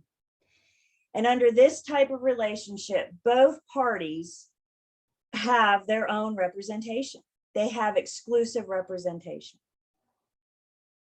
So one firm works exclusively with the seller, a different firm works exclusively with the buyer.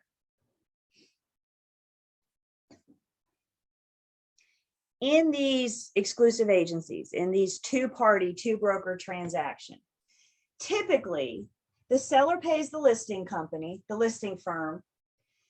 The listing firm shares their commission with whomever brings the buyer, also known as the selling firm, the selling company. Everybody see that? There's our ing word right there.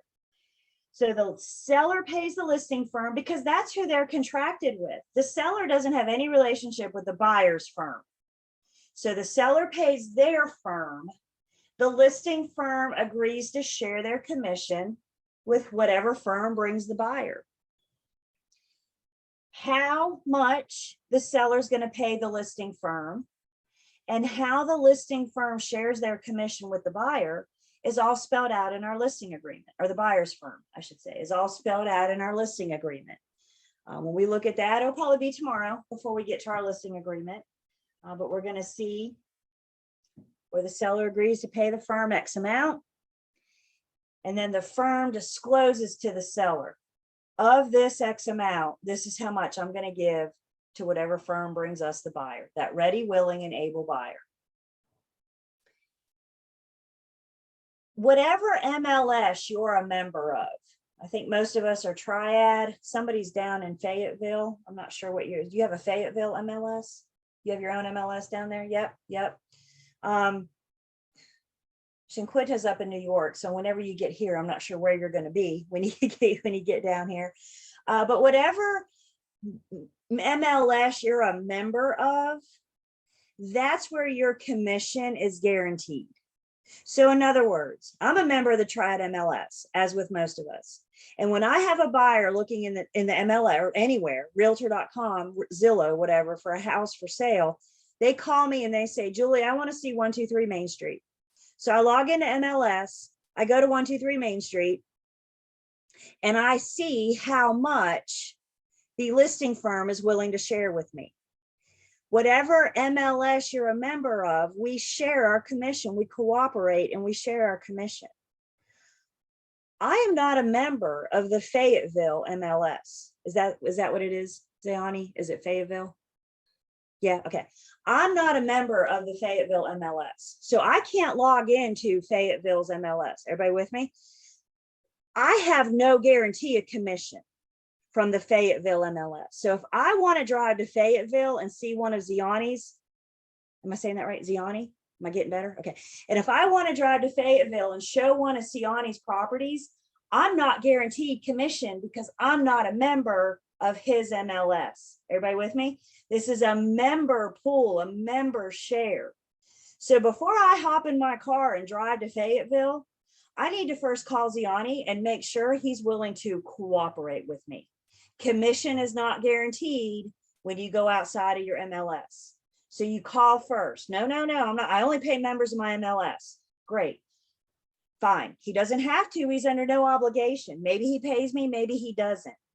But if he says no, again, you guys, before you hop in your car and head on down to Fayetteville, call your buyer and you tell your buyer, I checked with the listing firm because we're going outside of the MLS. They're not willing to pay me. If you proceed with this transaction, you will have to pay me. We need to have these conversations about our commission, particularly if you're going to go rogue and go outside of your MLS. Does anybody, yeah, can you pay? Absolutely. Can I just refer my buyer down to Ziani? Absolutely. So maybe I decide, well, it's not worth me driving to Fayetteville, but this buyer really wants to see it. So now I can go, hey, you want me to refer a buyer to you, right? So can I get a referral fee? You betcha. You betcha. Julie, is that agreement needs to be verbal or in writing? We could start with verbal, right? But eventually I would want it in writing, right? Because Ziani looks like a very trusting fellow, right? But am I going to take him at his word when it comes to my commission? Probably not. So absolutely. And there's forms we can use. Your firm may have a form, what we're going to look for an agent to agent referral fee or not a referral fee in that case. I'm sorry. It's a commission disclosure fee or something like that. But there is a form that great, Ziani, you're going to pay me. So I'm going to send you a form right now. We're going to hash this out. Good question. Thank you. A question comes in about how much is the MLS, Triad MLS? The Triad MLS is composed of several different boards of realtors. So we have the Winston-Salem Board of Realtors, the High Point, the Greensboro, Lexington, Asheboro. So the Triad MLS, and there might be others. Triad MLS consists of at least 5 board of realtors. So what you do when you get down here is you join a board, and all boards are different costs. They all have different membership fees. But once you get in a board, that gets you in the Triad MLS. So unfortunately, I don't have answers for costs because they're all different. So you'll just want to check with whatever local board you're going to join and or the firm. Whatever firm you're going to join, they'll have information on joining that board. So our commission, we share our commission. We agree to pool our listings and share an MLS. And as we said, you guys, the buyer's agent, if you're ever going outside of your MLS, y'all need to make sure that commission, guys, the last thing you want is to drive to, no conversations about commission. You drive to Fayetteville, you show this property, the buyer walks in the front door and they fall in love. And then you start babbling on about when am I going to get paid? Guess what? They're not listening to you. They're already decorating and they're deciding what color they're going to paint that room and where they're going to put that couch. They're not paying attention to you. So resolve any of these issues about your commission with your buyers before they have the opportunity to fall in love with it. Fair enough? That protects y'all.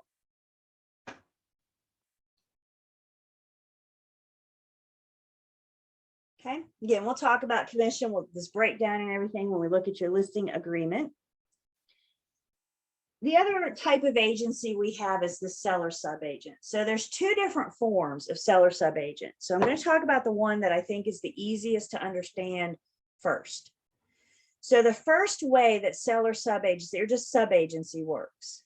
Let's pretend that all of you abandon Lane and you come work for Julie's Real Estate Shop today. Don't tell Lane I'm recruiting you during class, but let's just say you all say that we're going to go work for Julie's Real Estate Shop. So you guys are all working for me now. Welcome. It's good to have you. Welcome. Julie's Real Estate Shop is the firm. Yes, you all are the brokers of the firm. Let's say that Maria gets a new listing. Yay, Maria. First off, congratulations. Good job. I allow Maria to work with my seller. Yes, because it's not Maria's seller. It's mine. I allow Maria to work with my seller. Maria is the listing agent. The rest of you are a subagent. You're in this relationship by default because the relationship is not with Maria. The relationship is with me. So as a subagent, you're an agent under an agent. You're an agent under me. So Maria has this listing. Can any one of you do the open house on Sunday? Is Maria the only one that has to do it? No, any of you could do it. Why? Because we're all under this umbrella of Julie's Real Estate Shop. So if you're doing, let's say, who can I pick on now? Let's say Judy is doing the open house on Sunday for Maria's listing. Who's Judy's loyalty? Who does Judy need to make sure she's taken care of? The seller. My seller. That's right. Not Maria's seller, my seller. Judy's in by default. Okay. So that's like one version of seller subagency. When one of us gets a listing, in a sense, we all get a listing. When one of us gets a buyer and starts acting like a buyer's agent, in a sense, we all get a buyer. So if Maria decides that she's no longer happy at Julie's Real Estate Shop and she's going to go back to Lane, Maria leaves. Can Maria take that listing with her? Not unless I release it, right? Maybe she can, maybe she can't. That's up to my policy. But it's not Maria's listing to take. So let's say my policy says, no, Maria can't take it. She goes in another firm. The listing leaves behind. Now one of you get to step up as the listing agent. Can we still pay Maria a referral for the work that she's done this far? I guess it depends on my policy and my mood that day, doesn't it? No, I'm just kidding. The firm's policy will dictate whether or not we can pay Maria, or I can pay Maria even after she's left. So that's one version of what sub-agency looks like. When one of us gets a listing, we all get a listing. When one of us gets a buyer, we all get a buyer. Yes, ma'am. Nope, you're good. Nope, you're gonna have to type. Yep, I don't know. I see you on mute and I see you talking. Can anybody else hear her? Or it's not just me, is it? Can it? Okay, okay.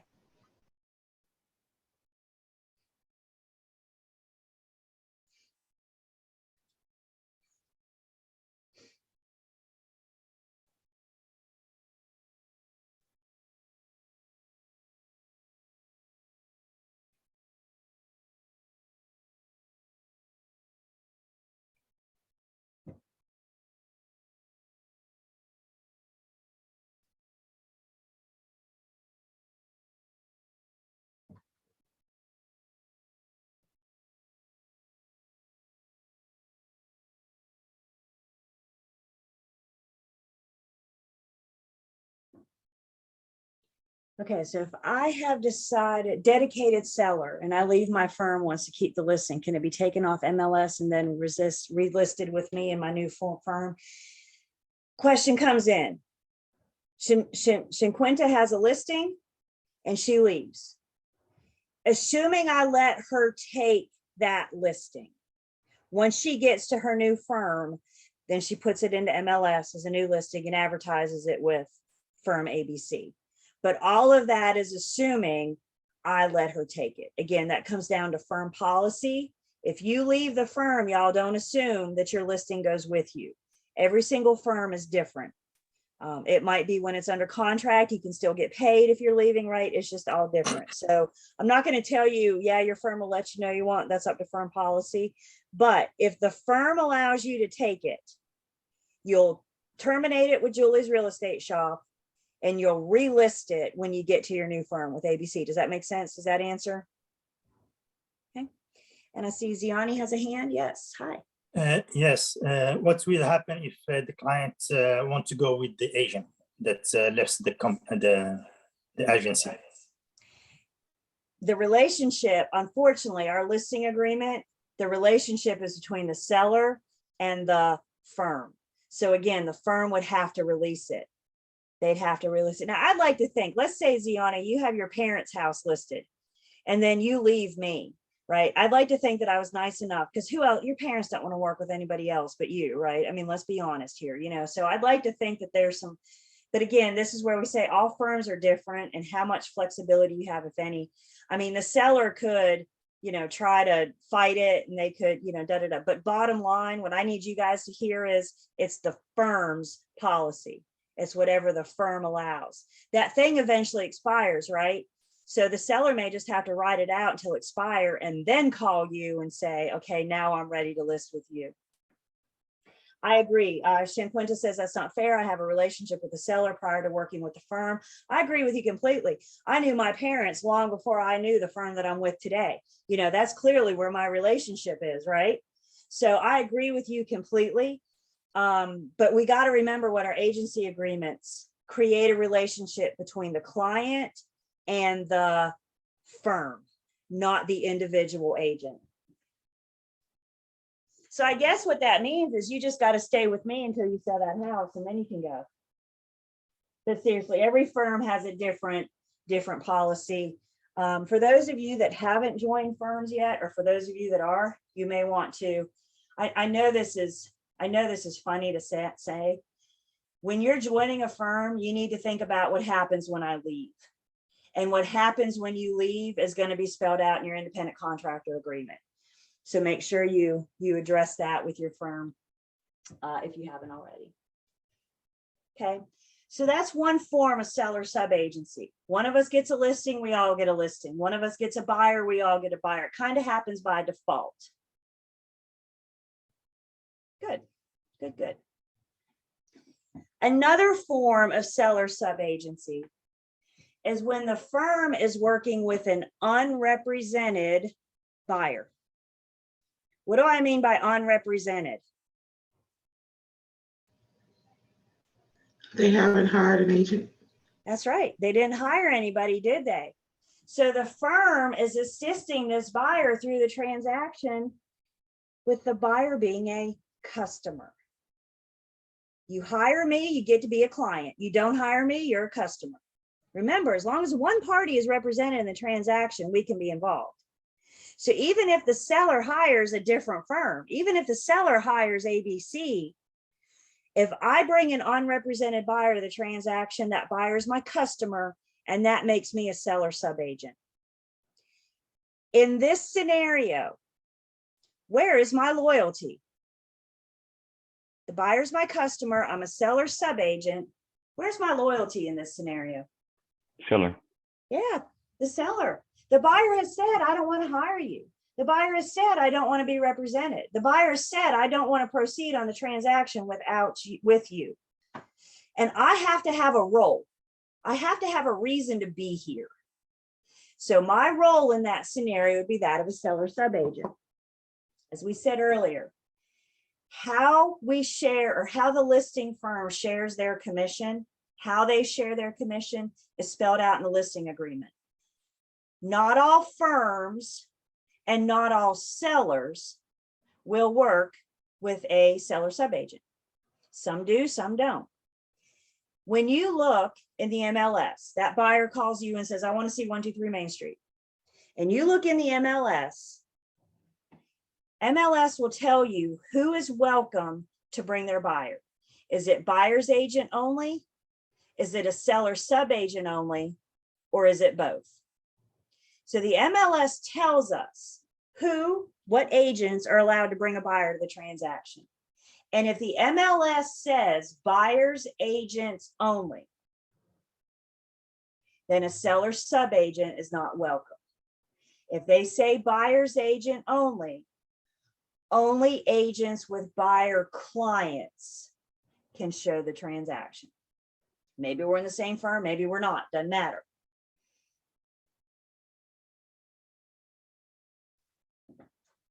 So as we just said, does the listing company have to offer seller subagency? Do your head one way or another. Do we have to even offer this? Is this required that we do this? No, it's going to be up to firm's policy. And why would we not? And this is a great question I always get. You know, when that seller hires me, I tell them I'm going to do everything to bring them a buyer. I don't really care where it comes from. Sellers probably don't either. I'm going to do everything to bring them that buyer. And if we say no to seller subagency, then we're kind of limiting our pool of buyers, right? Because now we can only bring buyers that have hired an agent, only buyers that are represented. The reason why we may choose to limit our pool, the reason why we may decide not to offer seller subagency is something called vicarious liability. Have you guys ever heard living vicariously through you, living vicariously through somebody else? Vicarious liability is a situation in which one party is held responsible for the unlawful actions of another. And a seller subagent through vicarious liability could be held liable under the listing firm and or the seller. And a lot of firms will say no to seller subagency. Y'all, last count, there was like 2,000 agents just in the Winston-Salem Board of Realtors. I don't know about High Point, Greensboro, just Winston-Salem, like 2,000 agents. I know the agents in my firm. I know what kind of training they get. I know what kind of supervision and mentorship they get in my firm. I know nothing else about the other 1,980 agents in the Winston-Salem MLS. I don't know what kind of training you've had. I don't know what kind of experience you've had. And for that reason alone, I may say no to seller subagency. The firm and the seller may agree to no as a seller subagency because I don't want to be liable for your misactions. Does that make sense? I don't know what you're going to do. I don't know you. I don't want to be liable for you. And I think this vicarious liability is one reason why firms may say No, we don't want to do this. Here's the deal, you guys. If your firm has a policy against seller sub-agency, so nope, we're just going to work with buyer's agents. Great. The seller needs to be informed of why we're not welcoming this pool of buyers, why we're not welcoming buyer customers. Again, don't sellers want the most exposure they can get? Don't sellers want the biggest pool of buyers so they can get the highest offer? So if we're cutting off that pool, if we're limiting that pool, or the firm is limiting that pool, then we need to make sure the seller understands that. Maybe it's a decision if they're going to hire us or not. I don't have the answer to that. But this is why all this is in the listing agreement, so we can have these conversations with our sellers up front.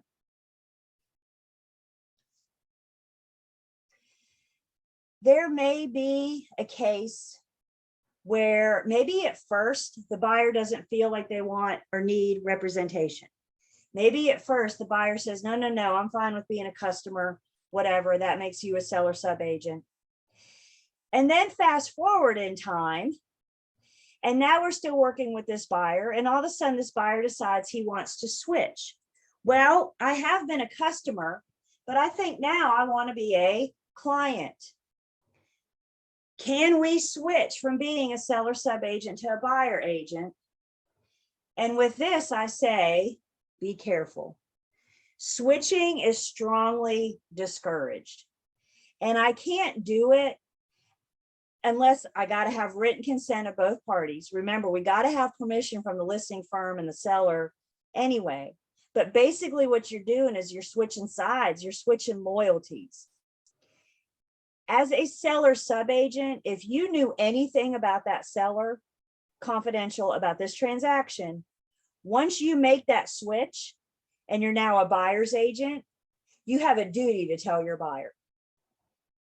Is that fair to do with the seller without their consent, without their conversation? They trusted us at first, and now I'm abandoning them. So if I'm going to make the switch, the big thing is that we have permission from the seller, one, to do it, but we remind the seller, this is what I know about you. I know your motivation for selling. I know how low you're willing to go on your offer price. They need to be reminded about what we know, any information just about this transaction. I really don't care what you had for lunch today, but information about this transaction. And they need to understand, once I make that switch, my loyalty is now to the buyer. I think, this is just my opinion, I think as buyer's agents, seller sub-agents, if we're properly explaining agency up front, who wouldn't want to hire me? Who wouldn't want to get on board to be my client? Who wouldn't want to be unrepresented? Or who wouldn't want to be represented, I should say. So I think if we are properly explaining it up front, some buyers just, they don't need representation. I always think of the investor that buys 10, 15, 10, 20 properties a year. They don't need me. They know what they're doing, right? So maybe they choose to go unrepresented, and that's fine. That's a choice they have. But switching, proceed with caution. I want you guys to write something down for me. You're going to hear me say this. I'm saying it now for the first time. You'll hear it say 10, 20 more times. Those of you that had me in pre already probably know what I'm going to say. I need you guys in every single real estate transaction to document everything. Document every single thing. If you have a conversation with somebody of substance in person or on the phone, I need you to go home, sit down in front of your computer, and pound out an email talking about per our conversation. You got to again, I don't care what you had for lunch today. I'm talking about something important related to this transaction. And if you're proceeding with this switching from seller sub-agent to buyer agent, I need you to document and document again, and then document again. I need you guys, and that's how you protect yourself. So when this buyer or seller later feel that they were mistreated and the commission calls you and says, did you harm my public? you have a response. You have email communication, you have text communications. If you guys ever get yourself in trouble with the real estate commission, I'm not going to tell you what you can and can't do, but I know for sure one thing you won't be able to do is call the commission and say, I didn't do it. Your response has got to be in writing, and it's got to be with your documentation. It's the best way I know how to keep us out of real estate jail. Everybody have that written down real big, bold, highlight it, document everything.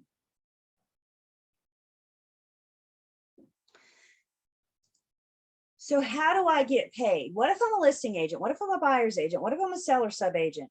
How do I get paid? Bottom line, that's what we care about, right? I want my money. Please remember, agency does not follow the money. My loyalty is to the one that hires me. And I think it's important that we understand, once you hire me, you get that loyalty. I don't care if you hire me to help you sell a $5,000 tract of land or to help you buy a $1 million home. Price point doesn't dictate loyalty. Okay, price point does not say. So the one that hires me. So how we get paid? Well, if you're representing the seller, the represented seller pays the listing company. The listing company shares their commission with the selling company. The seller pays the listing firm shares their commission with whomever's bringing the buyer. An unrepresented seller may or may not pay your commission. A for sale by owner, for example, may or may not pay your commission. If the for sale by owner is not going to pay you, who's the other party in the transaction left to pay you? If the seller's not going to do it, who's left? The buyer. The buyer. There's two parties in the transaction. There's only two people that can pay me.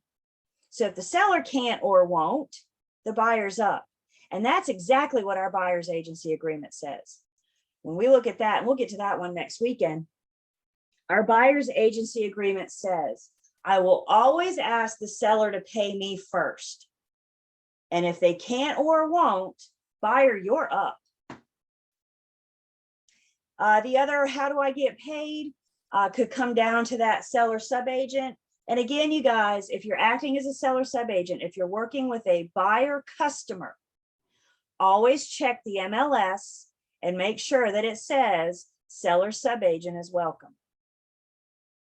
I'll pull that up on break so we can actually see it, at least see what the Triad MLS says, but I'll make myself a note to pull that up on the next break so we can look at that together. Let's see, switching side also applies to customer. Now you have someone that wants to hire you. Yeah, and that's the scenario we just gave. So this, if I'm a seller sub-agent, that buyer's my customer, right? And then they proceed and they say, wow, Julia, I've learned that I can trust you and you really are a decent person. So can I hire you now? If we're in the throes of the transaction, then we need to make sure we have the seller's permission, remind the seller what we know about them, and have their permission to share once we proceed. Does the seller have to agree to the switch? No, no. I mean, guys, bottom line, can I make anybody do anything? I've yet to figure out how. I'm working on it, but I've yet to figure out how to make anybody do anything. So the seller doesn't have to agree to the switch. Again, if I know why you're selling, and if I know how much you're willing to sell for, and if I know this and that and everything else, a savvy seller might say, no, absolutely not, understandably. But we have to be the one giving these explanations, and we're documenting these conversations.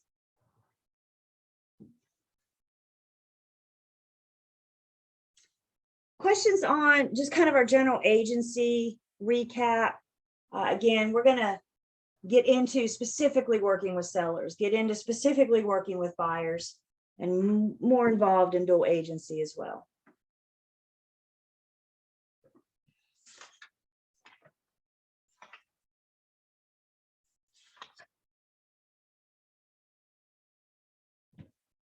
Okay.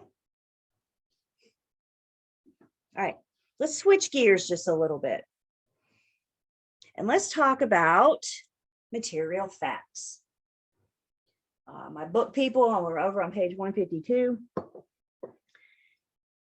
The definition of material fact, just the broad definition of material fact, is any fact that is important or relevant to the issue at hand, including anything that may affect a party's decision to move forward in a transaction. G, not overly helpful, is it? That's pretty broad, isn't it? Any party's decision, well, that could affect this party's decision, but it may not affect another party's decision. Anything that somebody finds important or relevant, what's important or relevant to me may not be important or relevant to you, right? So the definition of a material fact is too broad that we don't have enough to work with here. So what the Real Estate Commission has done is taken this very broad definition and they broke it down into specifics. The Real Estate Commission says specifically, a material fact is anything about the property itself. Any significant property defects or abnormalities, anything that's broke and not functioning properly. Some examples about facts about the property itself, maybe there's structural issues. Boy, every time I hear the word structural issues, I think of lots and lots of money. Structural issues aren't always cheap to correct. Would that be important to you if you were buying my house and I knew there were structural issues? Would you want to know that? I would agree. That's something about the property itself. What if my roof leaks? What if my crawl space floods? What if electrical issues, plumbing? Material facts are also facts that relate directly to the property.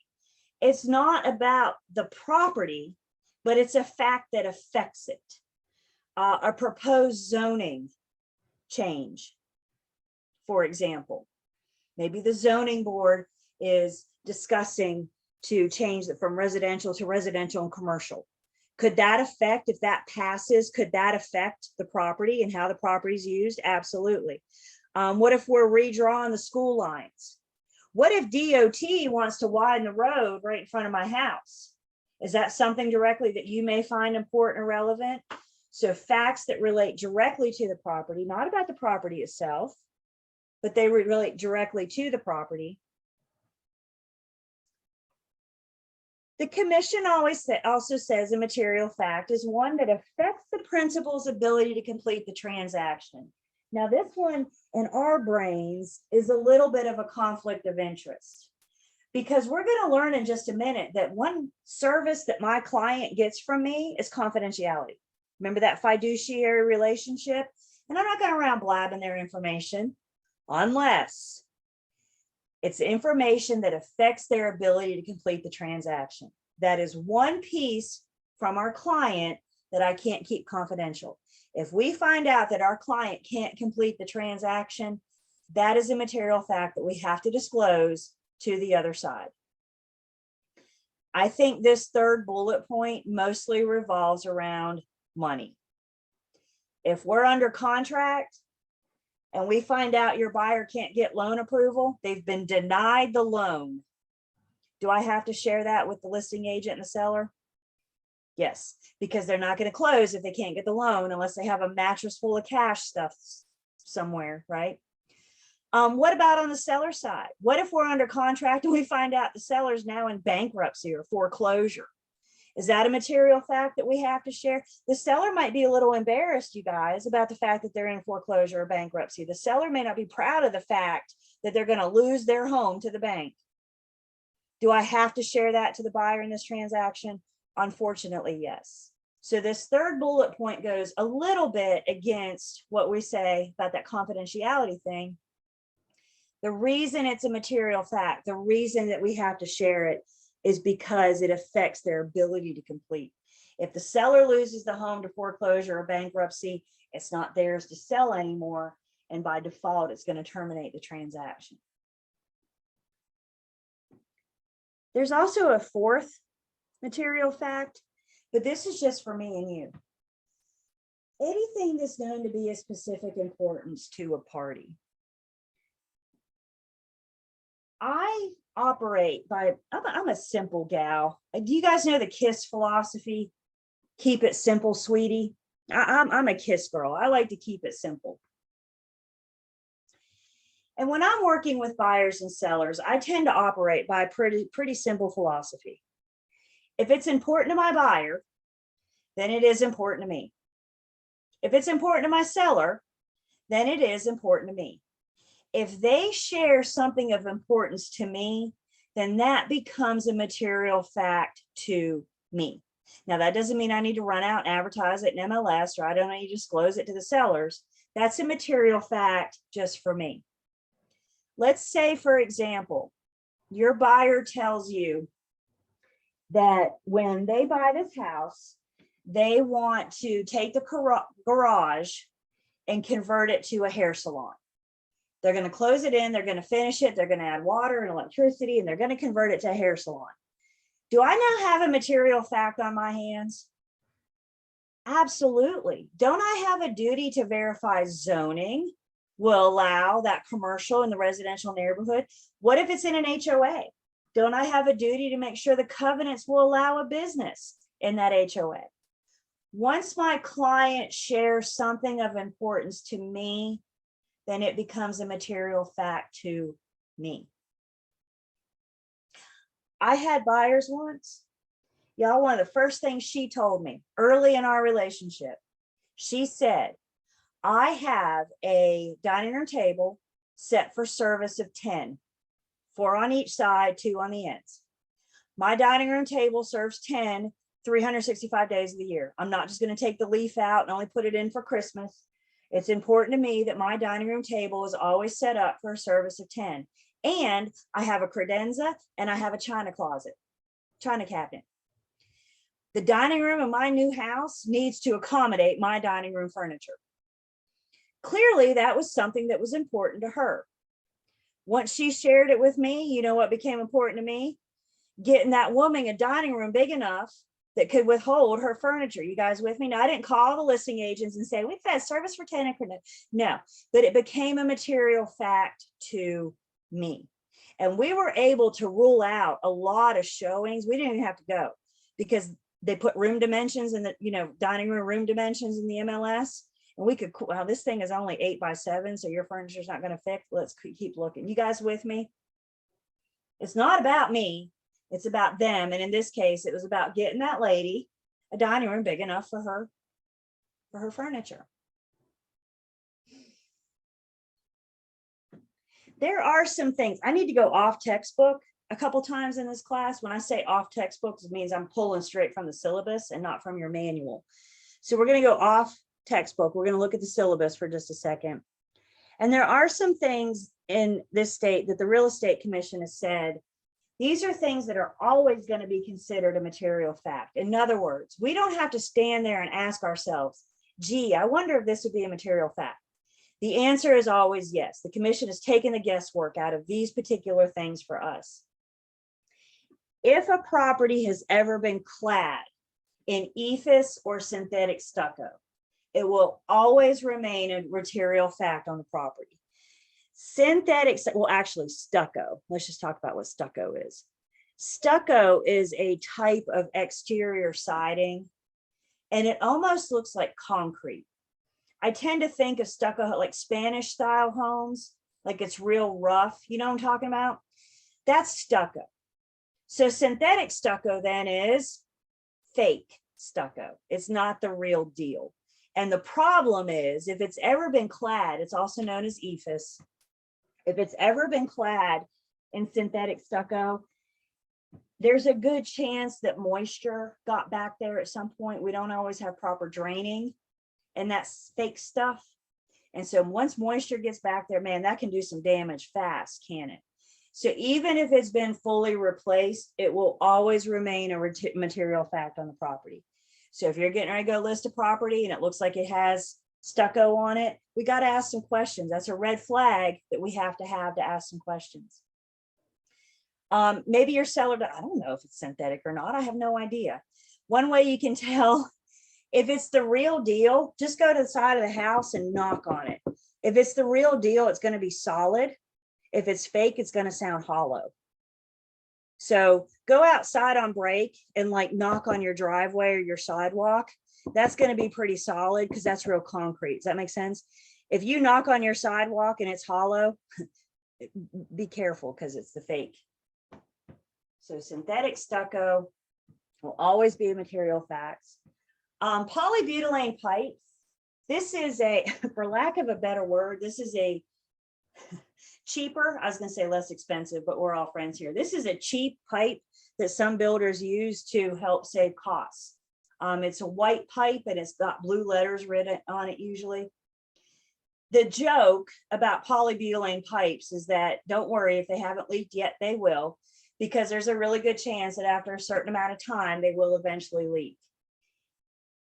Once they have leaked, they remain a material fact on the property, even if they've been replaced. So once they have leaked, they're not a material fact until they leak.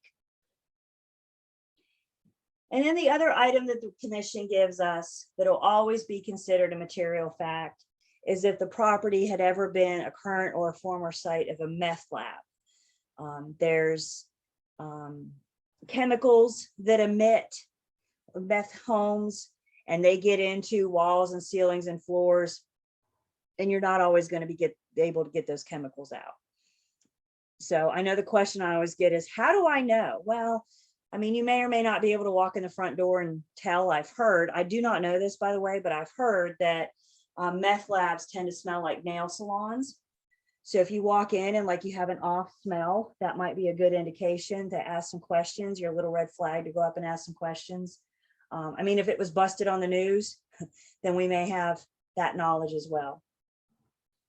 Commission says once we learn, if we learn that it was the site of a former meth home, then we need to disclose that.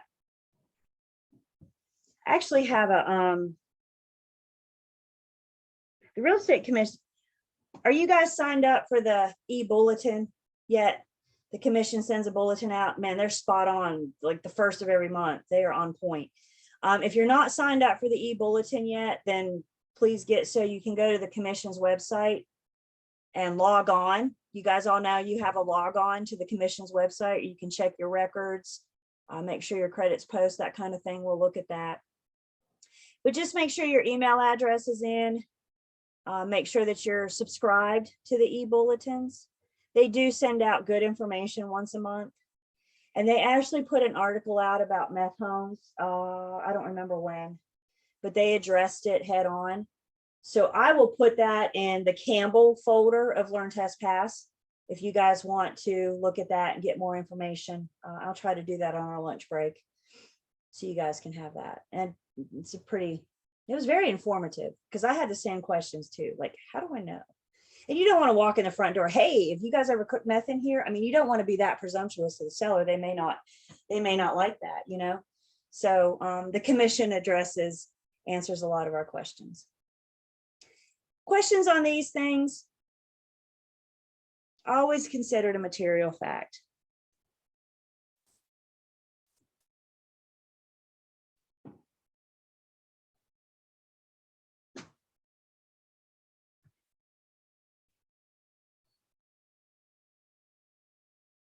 Okay, so we've talked about things that are material facts. So let's talk about North Carolina things that are not material facts. First thing that is not a material fact, the haunted house on the property. Any property that's the site of death or serious illness of the previous occupant. Did somebody die? Have you guys been asked that yet? If you've worked with a buyer, it doesn't take long. You don't have to work with many buyers. And they walk in the front door and say, did anybody ever die in here? If you haven't been asked yet, you will. It doesn't take long, trust me. Guys, here's the deal. Death or serious illness. It's not a material fact, which means I don't have to volunteer the information. If I knew it was the site of a serious death or illness, I don't have to volunteer it. I can choose to if I want, but it's not a material fact. If and when I'm asked, did anybody ever die in this house? I don't have to answer that. I could hide behind state law and say, I don't have to answer it. It's not a material fact. If you do choose to answer it, you need to do so honestly. You may know the current family in this home. They may be your second family. You know them well. And you know that nobody died in this house while they lived there. Before you start answering questions, you would need to know the history of the home. Just because you know the current family doesn't mean, no, you know the family before that, and before. Everybody with me? So it might be that your honest answer is, I don't know. It might be that your honest answer is, I know nobody's died in it since this family owned it. But please don't make promises about all previous occupants unless you know for sure. There is an exception to this rule, which is what the little asterisk right there means. There is an exception to this rule. Does anybody know what the exception to this rule is?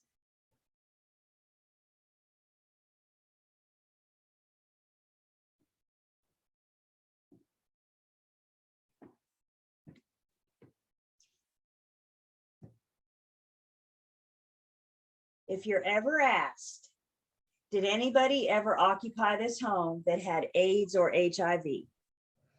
Your answer is always, federal fair housing prohibits me from answering that. Federal fair housing prohibits me from answering that.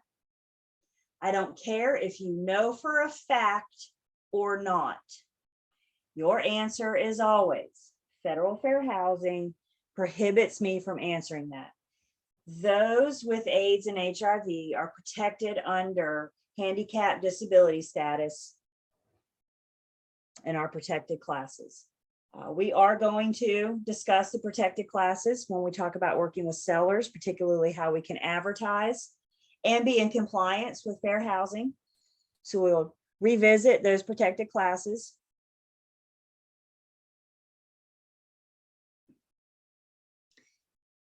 Another thing that's not considered a material fact in North Carolina is the presence of convicted sex offenders nearby.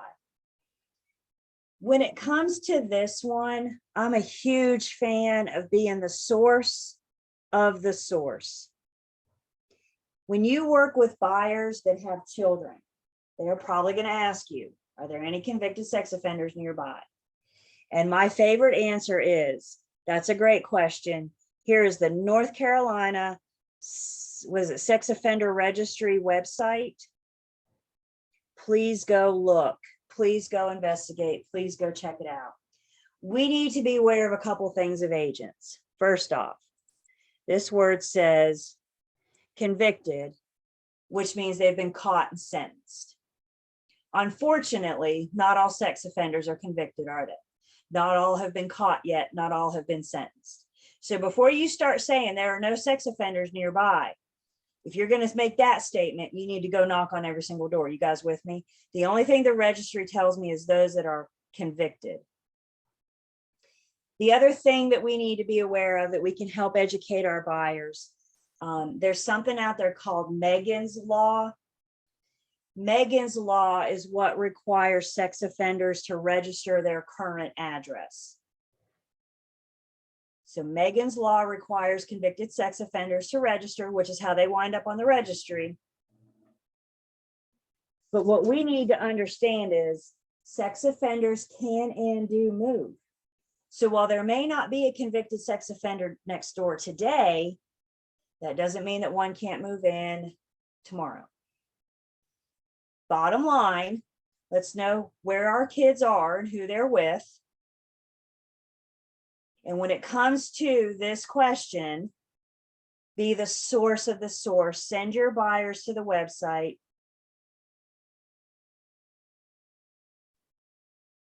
And they're not all required. Interesting. That's interesting. Somebody says they're not all required to register. So even then, there's some discrepancies, which is a big reason why we need to be very careful not to say definite yes, no, have them check the source. Again, I can volunteer, but this would have to be a conversation with the seller. I took a CE class a couple years ago. We were still in person, so it had to have been like 2018, 2019, something like that. And this came up in CE. We were talking about material facts. And a gentleman in our CE class said that he had taken on a listing, and when he was talking with the sellers told him, there's a convicted sex offender across the street. Do we have to disclose that? So he explained that North Carolina law, we're not required to disclose. We can volunteer if we choose, but we don't have to.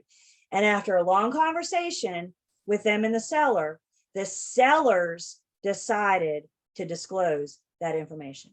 The sellers decided that if they were buying, they would want to know because they had young children. I thought that was very admirable of the sellers. I have never met these people before, and I got a whole new level of respect for them just like that. Could they have been limiting their pool of buyers? Of course, but bottom line, they decided they wanted to be upfront with that information.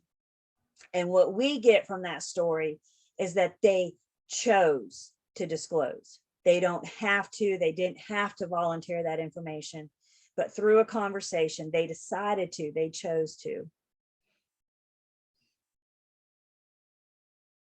3 years trying to find housing. Wow. So I guess not all, I mean, I guess if you were a convicted sex offender and maybe you're trying to rent, could that be a question that comes up on your rental application? Is that something they can ask? You can shake your head. Can they ask that? Well, New York and North Carolina might be a little bit different too. I'm not sure.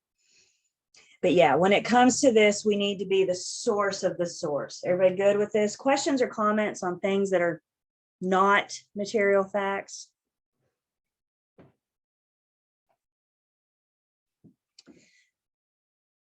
So let me ask you guys a question.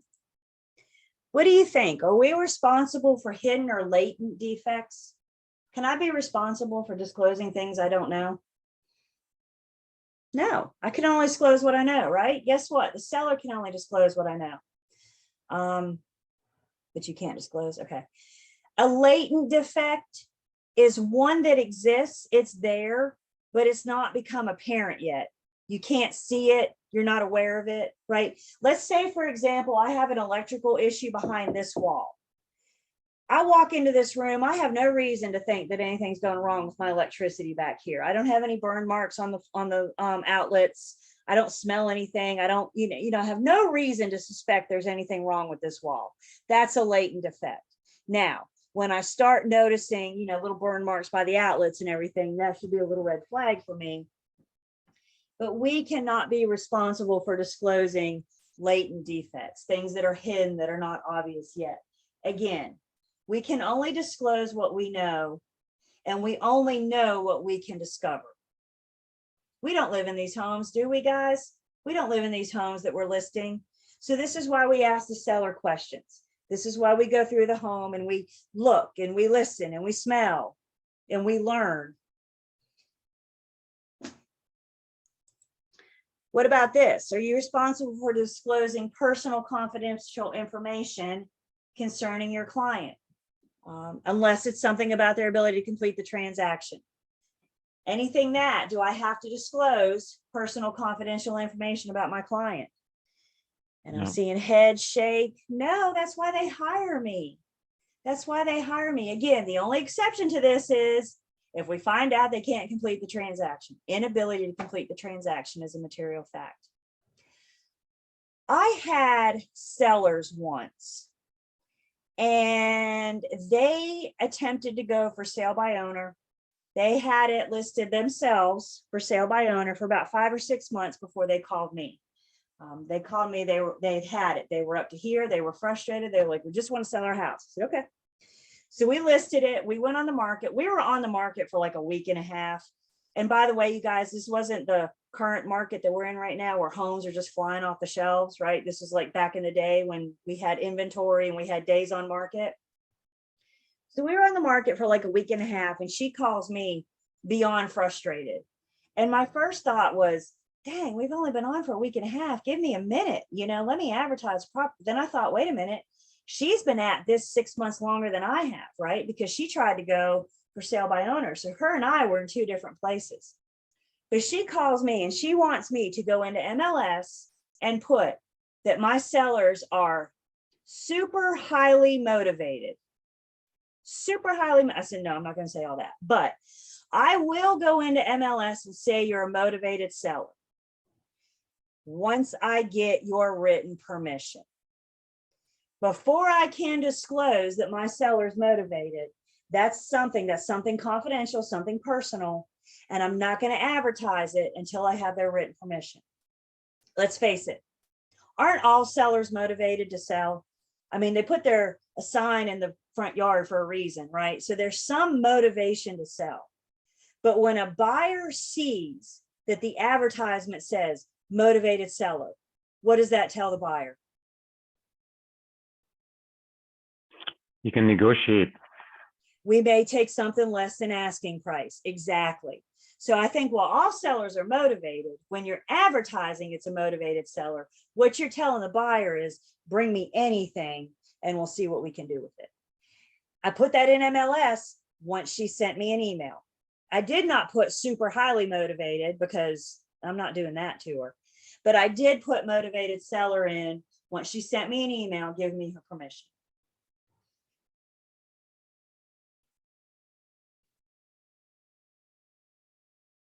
Questions? Material facts? What I am and am not to disclose. Let me go ahead and say this about material facts. I always have a duty to disclose material facts. It does not matter who I'm talking to. Am I talking to a client? I have to disclose material facts. Am I talking to a customer? I have to disclose material facts.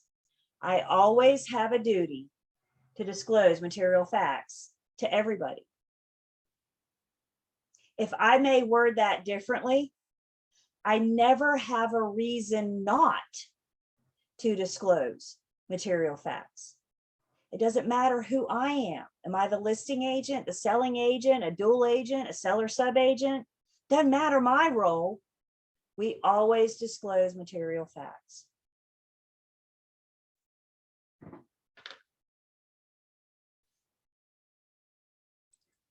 So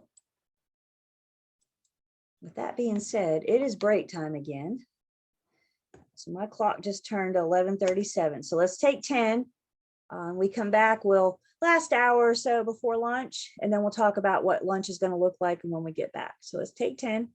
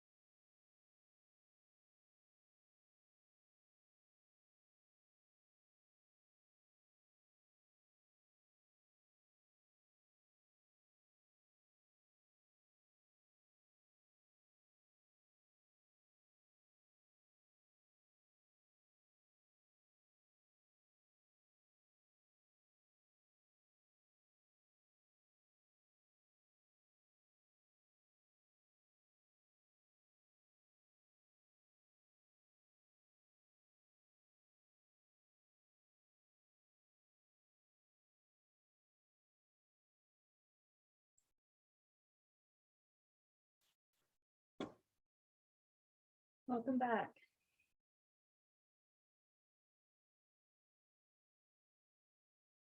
$10 go by fast, doesn't it?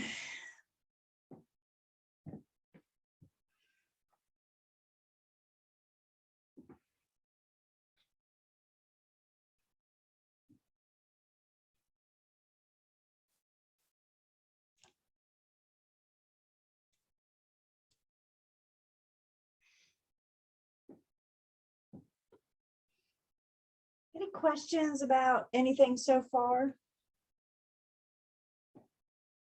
This is kind of a good review, getting us refreshed.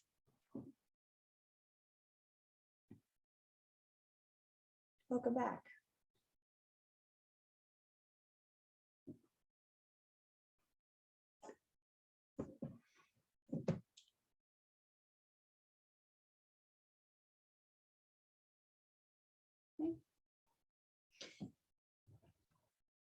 So what I want to do now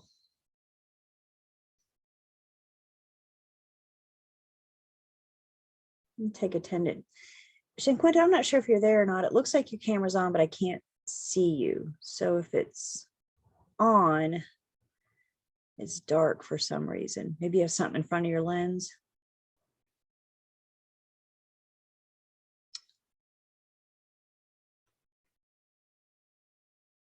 So something's covering your camera. Something's covering that camera.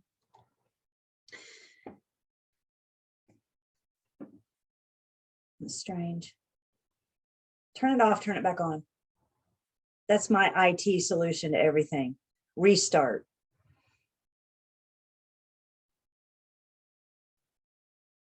No, it's really strange.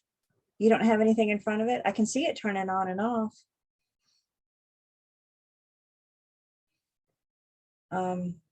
So you're playing, you may just need to send me messages in a chat so I know you're here until we can get this resolved.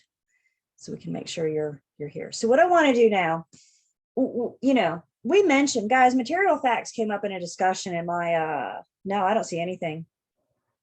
Can anybody else see, or is it just me? I got to make sure. Okay. All right. All we see is a blank screen. So, which is weird because it was just working 10 minutes ago. Isn't technology great? This is absolutely a challenge we had with Zoom. Technology is great when it works. The problem is when it doesn't, right? So I mentioned earlier that like my firm, we did a sales meeting, just talking about material facts, seasoned agents, experienced agents.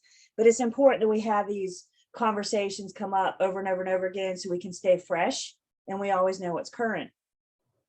That includes your continuing education. You guys will note once you start taking CE, a lot of these topics that we talk about here in pre and post licensing will keep coming up over and over and over again in CE. This year, CE topics are agency and material facts. So I got some good things. I borrowed some good things from this year's CE that I'm going to share with you guys in just a second. Material facts also came up in the 2019-2020 CE. So I mean, what are we doing? Like every 2 or 3 years, we're going to do material facts? Possibly.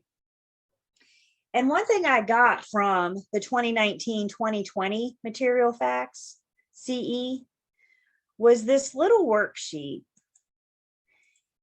And I think within this little worksheet, I think this kind of gives us an idea, a breakdown. So what I would like you guys to do is take just a few minutes.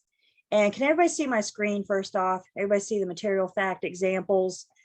So I'd like you guys take a piece of paper and write down 1 through 8. And then identify that example as, everybody see down here, the different categories. Is it a fact about the property itself? Is it a fact relating directly to the property? Is it a fact relating directly to the principal's ability to complete? Is it a material fact for you, known to be of specific importance, or would it not fall under the category of material fact? So 1 through 8, you guys take just a few minutes, A, B, C, D, or E, and I will tell you some of these are up for debate. I will agree with you. Some of them could be 1, both, either, something like that, but just kind of a general idea of what you think about the 8 of these. I'll give you a few minutes and then we'll talk about it.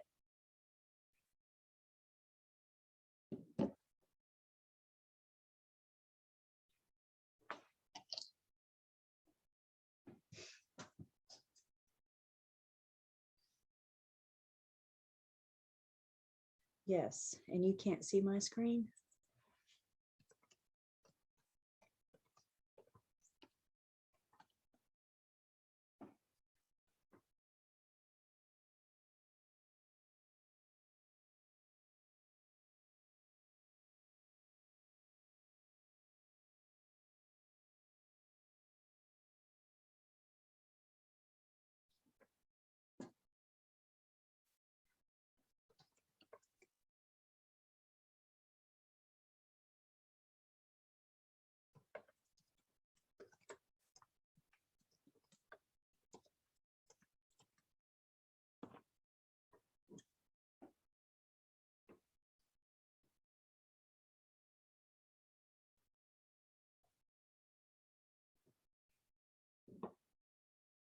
We're gonna restart you all the way.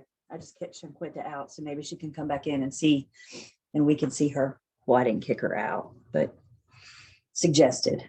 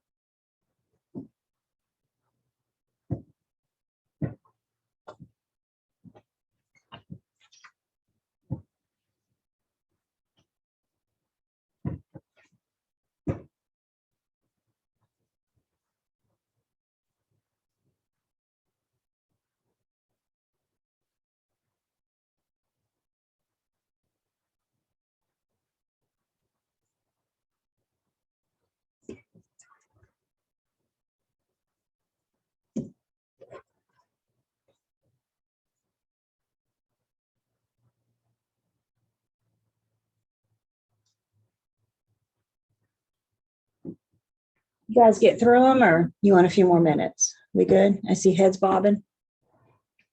Okay. Again, this is what the commission thinks. I think any of these can be debatable. And I also think any of these can be D. Anytime they say this is something important to me, then it becomes a material fact. So let's just go ahead and get that out there. Any of these could be D.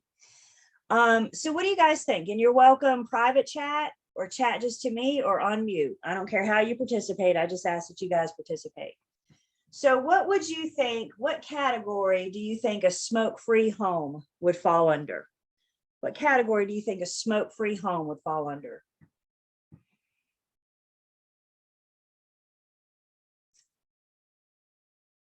A. Bill says D, Bill says E, somebody says A, Hermonda says D.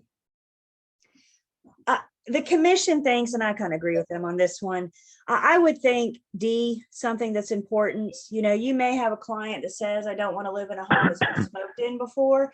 If they don't tell you that, then it's not a material fact at all, right? We're not going to disclose it. But if they share with you that they do not want to live in a home that's been smoked in before, have y'all been in a home that's been heavily smoked in before?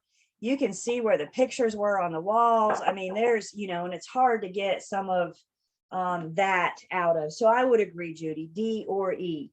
It's not a material fact until it becomes a significant issue to that person. And when they say, I don't want to live in a smoke, or don't want to live in a home that's been smoked in, now we have a duty. There she is. She came back and now we can see her. Hey, can you see us now? Can you see your screen, my screen? No, we still can't hear you. We fixed half the problem. Maybe technology does that too. It magically fixes itself sometimes too. So the commission says D. I would agree with you guys that it's E unless the party specifically says. Everybody with me? What about a pet-free home? What do you guys think? D or E. D or E? I'm seeing D's and E's in the chat. I would agree. Again, some people, maybe they're sensitive, they have high allergies and they're sensitive. I will never forget, I was doing an open house once and it was, I mean, you walked in the front door and it was pristine and it was clean and it was nice and it was neat. And it wasn't my listing, it was somebody else in my firm. And this lady came in and she walked through the whole house. She walked through the whole house. She was there probably about 20 minutes. And then she walked out to the backyard. And in the far back corner of the backyard was this old abandoned dog house. And she said, oh, there was a pet here. I have high allergies. I can't buy this house, and turned around and walked out the door. And I thought, well, it didn't really bother you till you saw the dog house. But hey, okay, it was something that was important to her. She had decided that there was a pet that had been in that home she didn't want. She wanted a pet-free home. So again, it's not really something we have to disclose unless it becomes something of importance to our buyer or seller.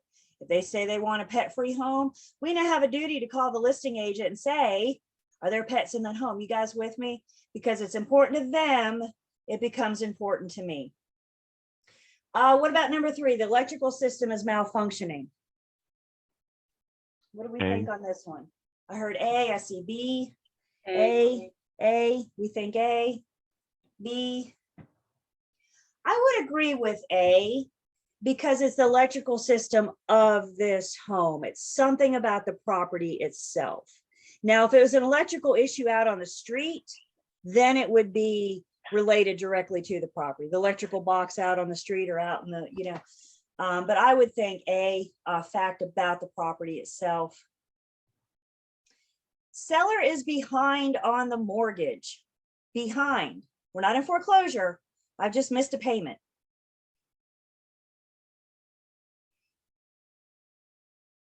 Mrs. B, C, D, C, E.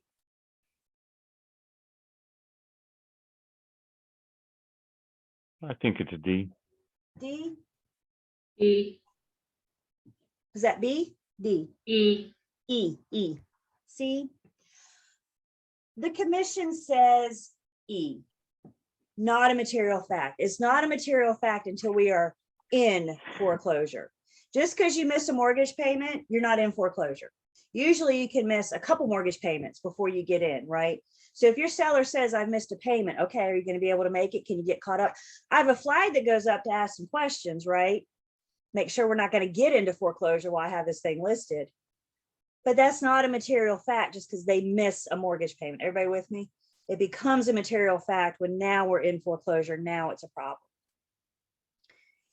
So number 5, seller is in foreclosure proceeding. So what would that fall under? C. Yeah. C, C, C, C, A, C. I definitely think C. If they're in foreclosure, now it affects their ability to complete the transaction. If the bank takes the property, it's no longer the seller's to sell. If the bank takes the property, it's now the bank's. So that definitely would fall under C. And again, as much as we, no seller wants us to run out and blab that they're in foreclosure, but that's something that affects the transaction and their inability to complete it. Number 6, zoning laws will affect the property in 2 months. Which one do we think about zoning laws? B. B, I heard B, B, B, B. E. I think we're all in agreement on this one, it sounds like. Zoning laws, it may not affect the property itself, But when you change the zoning of the property, it could affect how you use the property, how your neighbors use the property. So if it's an area that was once zoned residential, for example, and now we're going to change the zoning law to allow residential and industrial, that means that a big warehouse could open on the lot across the street. You guys with me? So could that affect the value of the home? Absolutely. You guys ever pay attention to those zoning signs when you're out and about driving around? They're either white signs with red Z's, or I've seen red signs with white Z's. But what that's doing is alerting you to an upcoming zoning meeting. They're having a discussion and possibly considering changing the zoning. So if you see one of those signs pop up in your neighborhood, you may want to consider attending that zoning meeting and learning all about it. If you see one of those signs pop up in a neighborhood that you're working, you may want to consider attending that zoning meeting to hear what that proposed change is. Number 7, roof has leaked in the past on 2 separate occasions. What do we think about number 7? A, A. Yeah, again, looks like we're all pretty much in agreement here. It's something about the property itself. If the roof is leaked twice or in the past on 2 separate occasions, it'll leak a 3rd time, it'll leak a 4th time. It's not going to get better on its own without getting fixed or repaired. Roofs aren't cheap. So if you were buying a house that the roof is already leaking, I think it's important to know that you're going to have to take care of that roof eventually, or sooner rather than later after you own it. So A, I agree. And then the last one, no HOA governs the residential community. What if your client wants in an HOA or not? I guess B or D. E or D? I see A. B. Yeah, D, B. Yeah, and I think, some buyers may look at you and say, I do not want to live in an HOA. Do not, under no circumstances. I kind of have a material fact on my hand now, don't I? Because when I'm out looking for all these properties, before I send them a list of possible properties, don't I need to make sure and take the ones out that are in the HOA? So that would be something of specific importance. Ziani says E, yeah, if it's never mentioned, then it's not a thing, right? It's not a thing until it's mentioned. So I would agree E or D. Somebody else said, what'd you say? You said B. And if it wasn't an HOA, then that would be something that we need to disclose, right? So what we're saying is it's not. Do I have to disclose that it's not? Well, not unless it comes up in conversation, not unless my buyer says, under no circumstances do I want to live in a home that has an HOA.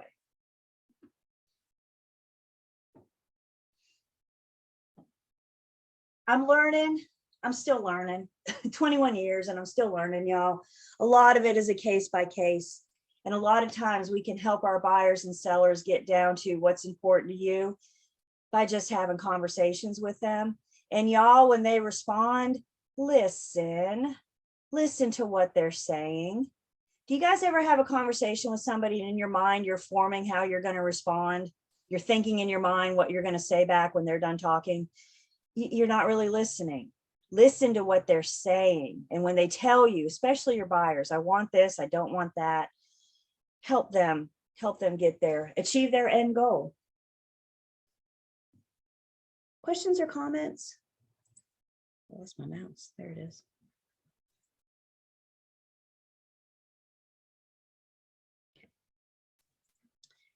The other thing I wanted to show you guys when we came back from break, I just logged into my MLS. So this is access to Triad MLS. And I went into the input for a new listing. So if I were putting a new listing in right now, this is what I'd be looking at. And under one of these categories, you can see under my options here, I have agency type. Can everybody see that? I don't know if I can make it bigger. Nope, I can't make it bigger. Can everybody see that where my spotlight is over here on the left? It's yellow because it's highlighted. I mean,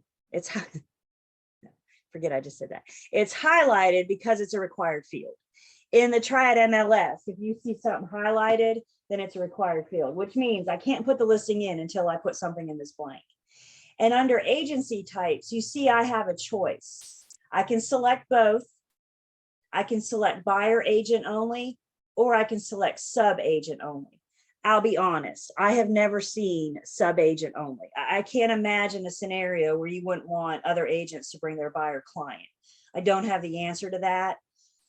Usually what we see is buyer agent only or both. So if you're a seller sub agent that's working with an unrepresented buyer, the buyer's your customer, and you look into MLS and a property they're interested in, and it says buyer agent only, you as a seller sub agent cannot show that listing. The seller and the listing firm have already said the only agents that are getting in this front door are ones that bring buyer clients, are ones that bring represented buyers. So how do you proceed? You call that buyer and say, well, I told you you should have hired me, but since you chose not to, I can't get you in. I would word it a little nicer than that, but bottom line, that's what we're saying, right? If you hire me, you get more services, and that includes access to more listings. So we need to look in MLS. Soon as that buyer calls you and says, I'm interested in this property, y'all log into MLS and check it out. The other thing you want to make sure you check out is your commission. It'll advertise your commission. How much is this listing agent going to pay me when I bring them this buyer? And if what they're offering to pay you isn't what your firm expects to collect, then your buyer will have to make up the difference. There's no rule in MLS that they have to offer you anything. The firms determine how much commission to charge. I had a buyer once that was interested in a listing, and I looked in MLS, and the compensation that they were offering me in MLS was 0.5%. That face y'all just made, that was the exact same face I made when I looked at it. Yep, I hear you. I'm there. 0.5%. Y'all, that doesn't pay the bills, does it? So I'm a little naive. I know this about myself. I can be naive. I called the listing agent and I said, I think I found an error in your listing. I said, you're only advertising half. She said, no, that's what my seller is willing to pay. Okay, thank you. So with this 0.5%, what do you think the very next phone call I made? Who did I call next? Well, maybe my BIC, but who did I call next? Buyer. The buyer. I called my buyer. I said, before we see this property today, you need to know that the compensation they're offering is not what my firm expects to collect. If we move forward with this transaction, you will be expected to pay the difference. I had this conversation before they walked in the door and fell in love. Luckily, that did not happen. We had the total opposite. They walked in the door and went, oh God, about turned around and walked back out. That's about as long as we were in that house. Things worked out. But they needed to know ahead of time that what I was being offered by the listing firm wasn't going to cut it. That's why we look in MLS. Questions or comments?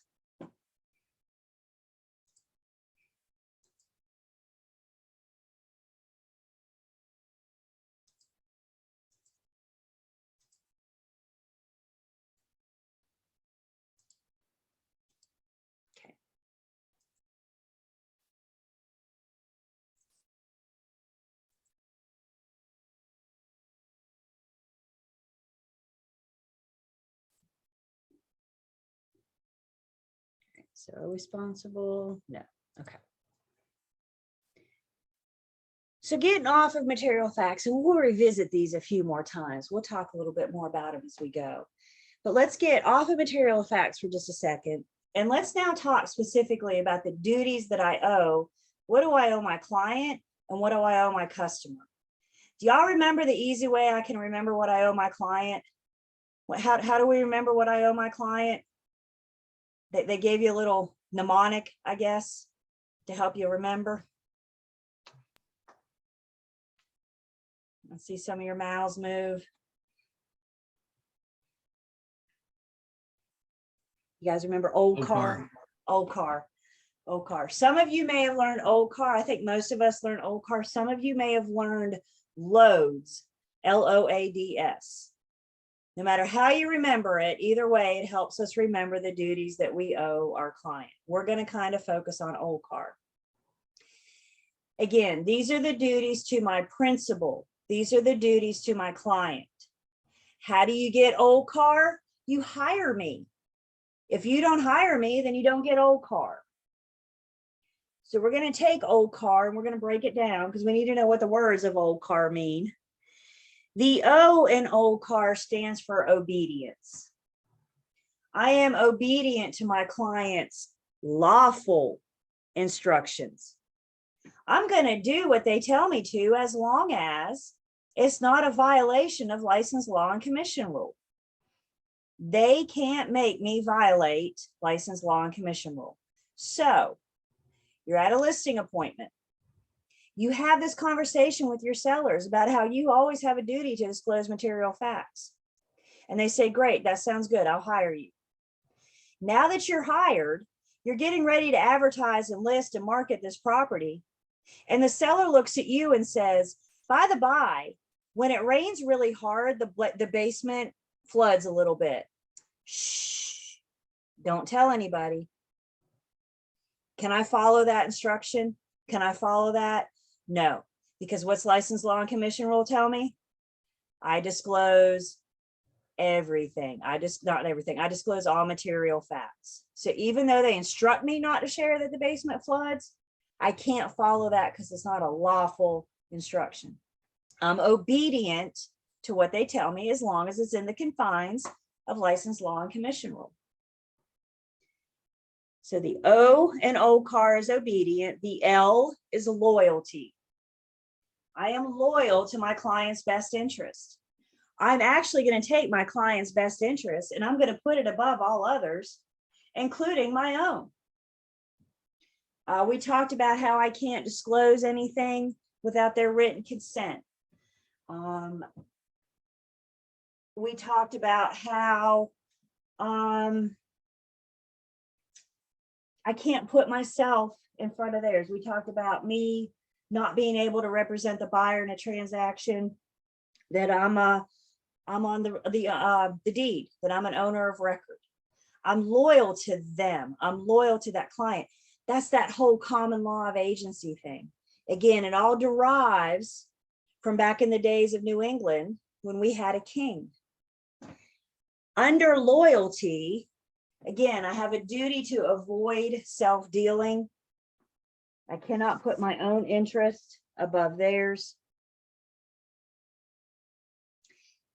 And if I'm going to represent another party in the transaction, i.e. dual agency, I need to get their written consent. Again, dual agency does not just happen. It's intentionally created with informed written consent. So I have to have their permission. When we get into dual agency, we're going to learn dual agency isn't what's best for the client.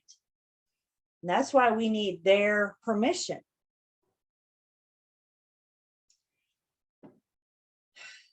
Okay, this is the dilemma I've had every single time I teach this class. This drives me nuts. Your book discusses OLCAR, but it doesn't go in order, OLDCAR. And I've thought, is it best to hop around or is it best to stay in order of the book? And ultimately, I've decided to stay in order of the book. So we've done the O, we've done the L. Now, if we go in order of the book, we're going to skip ahead to the R.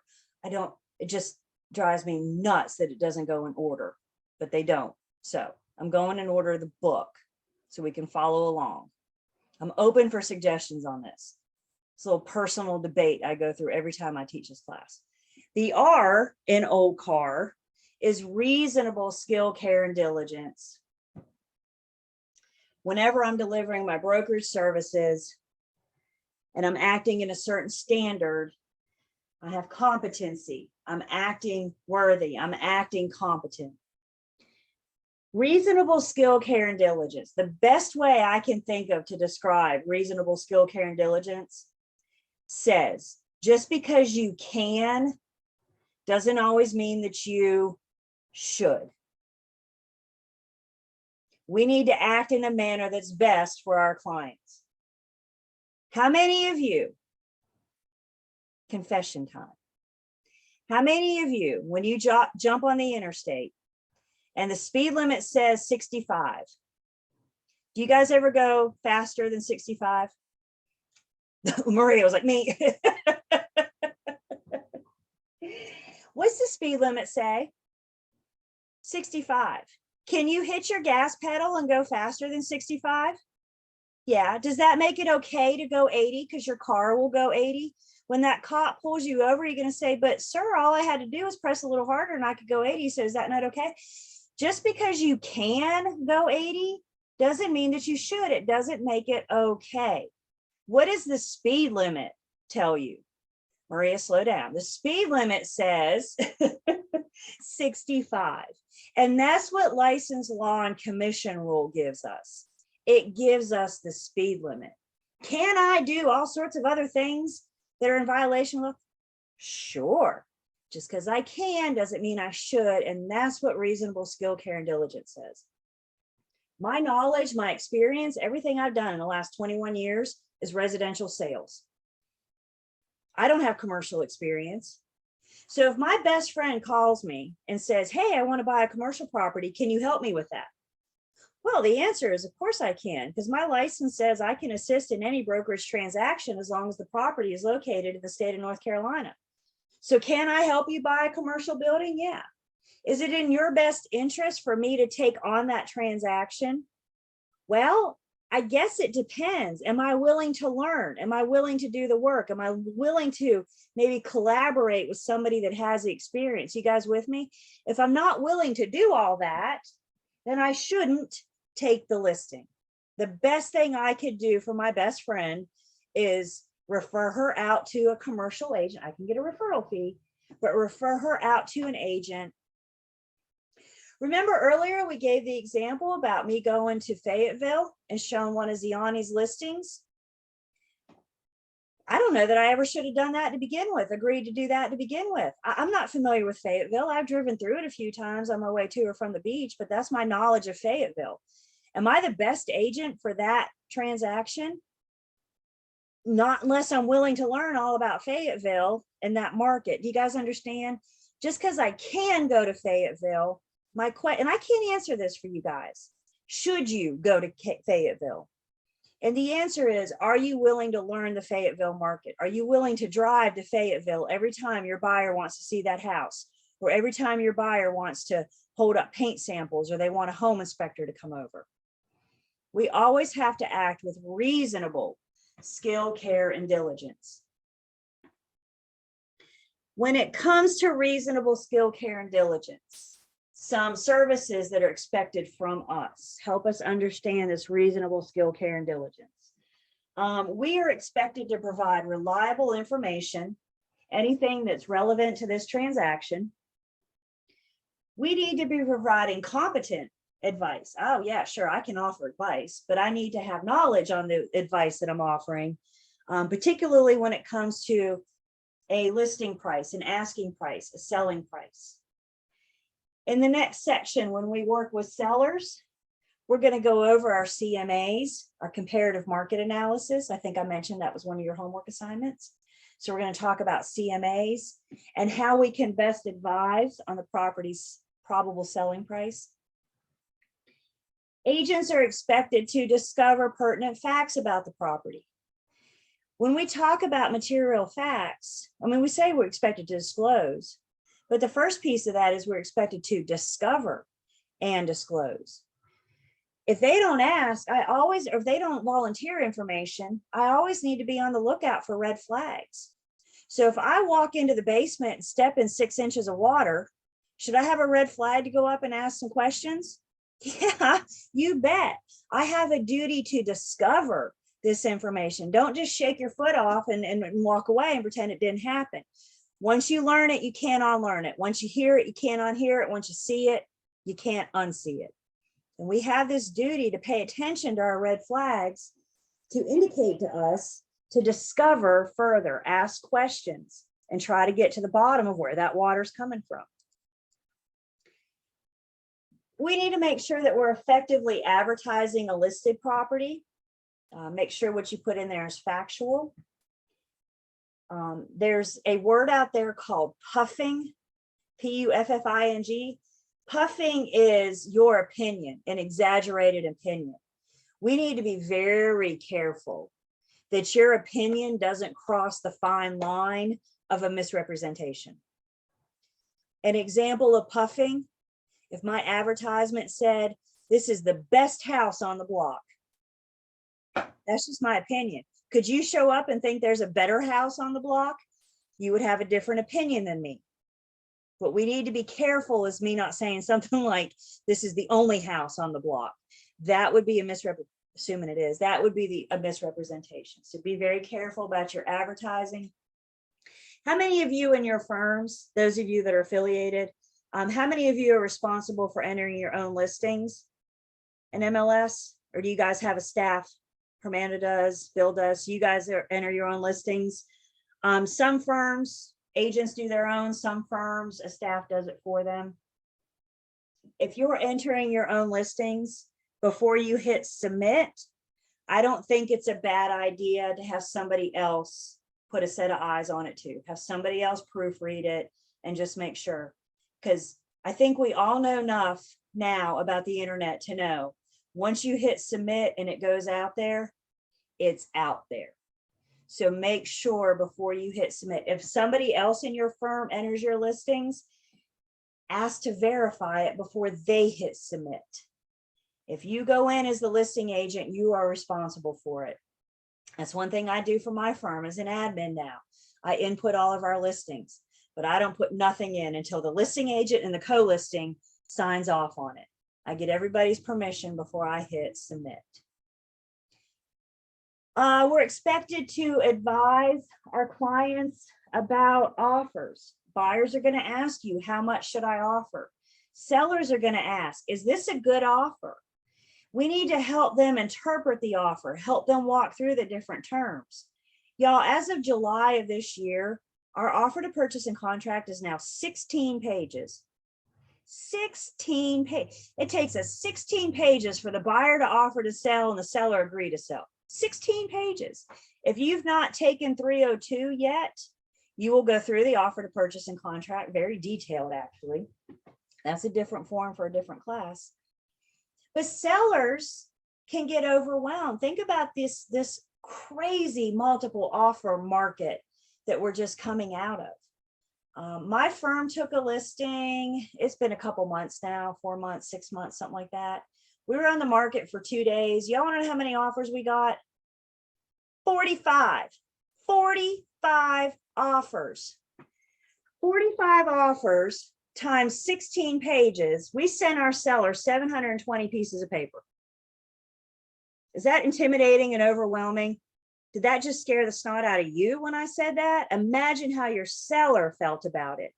It's my job to help them work through it. I can't decide which one for them to choose, but I can help them interpret it. I can give them my advice. This takes us back to doing our CMAs that we will talk about in this class as well. With your buyers, we're going to help them prepare their offer. What terms do you find acceptable? It could be up to the market, could it? Maybe a higher price or a higher due diligence or a higher earnest money might make their one of 45 offers stand out. Unfortunately, in that situation, we could only accept one, right? Which means 44 got rejected. That's the market we're coming out of. We're starting to see signs of coming out of it. We still have crazy stories like that I know. I like joking with my post-licensing class. If you guys just got your license within the last year or two, I'm sorry to tell you, you don't know how to sell a house. Because for the last couple of years, the houses have sold themselves. They didn't need us. And now we're coming back into a market where we got to act as listing agents. We've got to advertise and market. We're going to have a listing for more than 12 hours. We're going to have to do open houses. You guys know what a price drop is? If not, you'll learn soon. Those are starting to come back. Expired listings. We're starting to see signs of these things come back. So how we can prepare our offer, negotiations, all that may come down to the market. So let's do some final thoughts on reasonable skill, care, and diligence. The property value has no effect on my duties. I owe you old car, no matter the price point.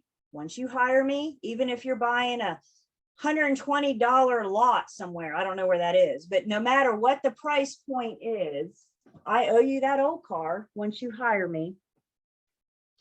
And our duty doesn't end. The contract, I'm sorry, our agency agreements say, I've earned my commission when I connect the seller to a ready, willing, and able buyer. So technically, I've earned my commission when we go under contract, but guess what? I don't get paid until it closes. My duties don't end until it's a done deal. And it's not a done deal until that deed changes hands, until the buyer's brand new deed is on record. That's when my duty ends, not when the contract is signed.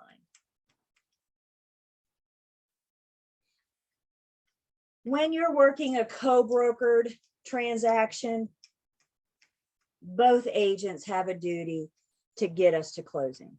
The listing agent's working with the seller, the selling agent's working with the buyer. We both have a duty to facilitate and get this transaction to the end, assuming that's what's best for our client. Y'all, if your buyer has a home inspection and they find out there's structural and roof and leak and electrical and plumbing and everything else that there could be a problem with, and they get this nasty home inspection, it may not be in their best interest to go on to closing. But Julie, I don't get paid if it doesn't close. But it's not about us, is it? It's about them. And when your buyer says, oh my God, I am terrified of this house and it looks like I'm going to have to put in $80,000 as soon as I buy it, I don't have that kind of money. Guys, we can't say, oh, just buy it anyway. It'll be fine. You'll figure it out, I'm sure. If it's not in their best interest to close, then it's not in our best interest to have them close. Everybody with me? So we've done obedience, we've done loyalty, and we've done reasonable skill, care, and diligence. Back to old.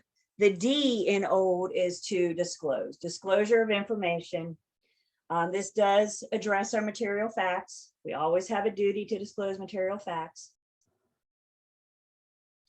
When I'm working with my client, as a matter of fact, not just material facts, but anything relevant to this transaction, I have a duty to disclose. So not only am I disclosing material facts to my client, I'm disclosing anything. If I learn something about the customer, I owe that to my client to disclose that to them. So we have a duty to disclose to our clients. The C in old car is confidentiality. Remember that word fiduciary? My clients trust that I'm not sharing their confidential information. My clients trust that I'm not sharing something that could harm their negotiations, their negotiating power in this transaction. Now, when we talk about confidentiality, we're talking about confidentiality about things about this transaction. Anything that affects in this transaction. If you want to share your family secrets with me, that's not a confidential piece of information. We're talking about something that could affect this transaction. And usually it revolves around a person's acceptable price, term, or motive. PTM, price, term, motive. How high is the seller? No, how high is the buyer willing to go? How low is the seller willing to go? What are any acceptable terms? Like, for example, is there certain things that your seller needs or doesn't need?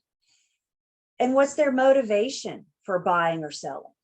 They need to trust that I'm going to keep that to myself. With confidentiality, I always remember, I tell my clients everything about my customer in relation to this transaction. I tell my clients everything about my customer. What do you think I tell my customer about my client? I see head shaking no. 0. I agree. 0. That's right. I tell my client everything about my customer. I tell my customer nothing about my client without their written permission. That's the confidentiality. That's what my client can expect when they hire me. Let's break this down a little bit further.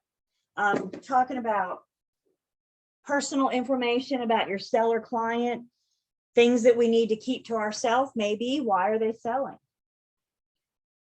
I'm not going to say every open house I've ever done, but most open houses I've done, I can almost bank on 2 questions being asked. Number 1, why are they selling? And I really want to respond that it's just really none of your business. But I know when I'm doing an open house, I know I can expect this question. I know it's coming. So you know what I ask my sellers before I do the open house? How would you like me to respond? Because I know they're going to ask me, why are they selling? Address it up front. If your seller says that's none of their business, then that's what you need to say at your open house. Again, I would word it a little nicer than that. But if your seller says, I don't care, tell them why I'm selling, get it in writing. And that way, when they come in, then they know they're not selling because they're trying to hide, you know, like mold in the attic or something, right? People always think the worst. They're selling because there's a problem with the home. Well, maybe they are, maybe they're not. Other confidential information about my seller client, we talked about price. You know, we have the property listed for 200, but maybe your seller is willing to go to, I don't know, 185. I'm not going to disclose it because what's a buyer here? Sweet, I only have to pay 185.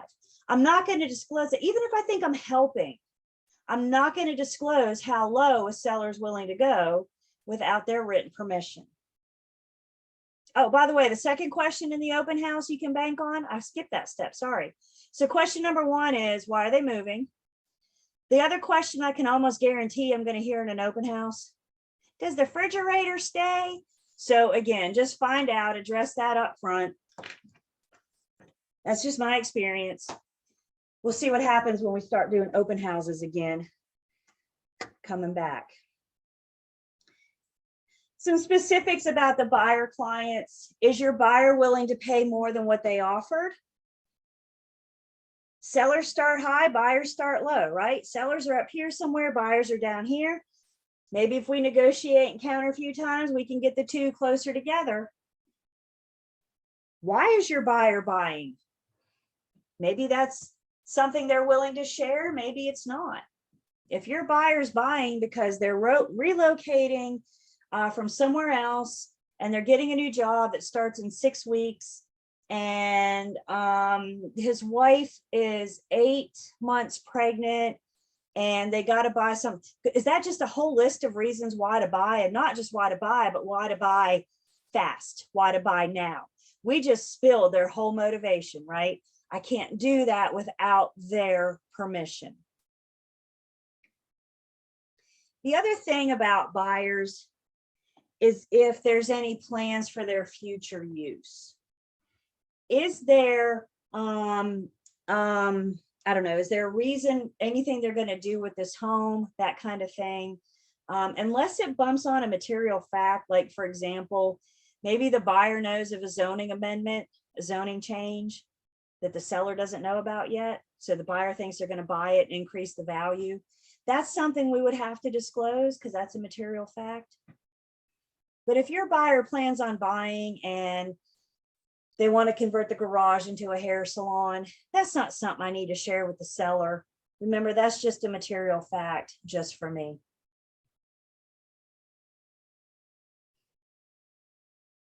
So the C is confidentiality. And then the last one we have is our A, and A stands for accounting. We have a duty to safeguard anything in our possession throughout and continuing on in this transaction. At some point in the transaction, it's safe to say you're going to have somebody else's money in your hand. Even if you're acting as a courier or a delivery man, at some point, you're going to have somebody else's money in your hand. When that money is in my hand, I have a duty to safeguard it. I have a duty to protect it. When that money's in your hand, you're responsible for it. My suggestion to you is get it to where it needs to go.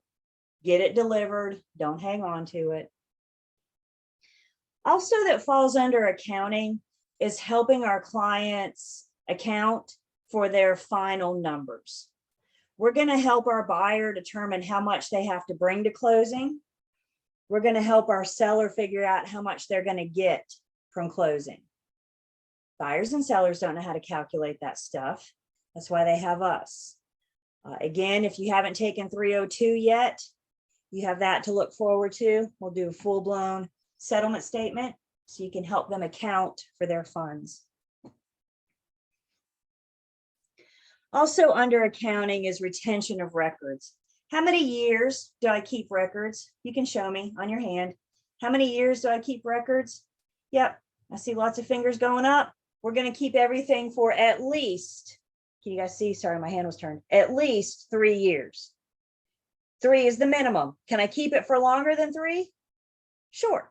3 is the minimum. We keep all transaction records for at least 3 years. That 3-year clock starts at the conclusion of the transaction. May it be a successful closing, a successful transaction that we go to closing, or an unsuccessful transaction in which we don't, or the agency agreement gets terminated, for example. That 3-year clock starts when we are finalized and finished. Everybody good with that?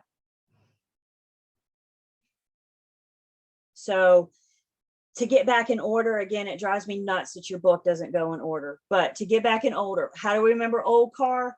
Old car is obedience, loyalty, disclosure, confidentiality, accounting, and reasonable skill, care, and diligence. Those are the duties that I owe my client. How do you become my client? You hire me. You hire me by entering into an agency agreement. We will look at our agency agreements in the next sections. Questions on these duties to your client?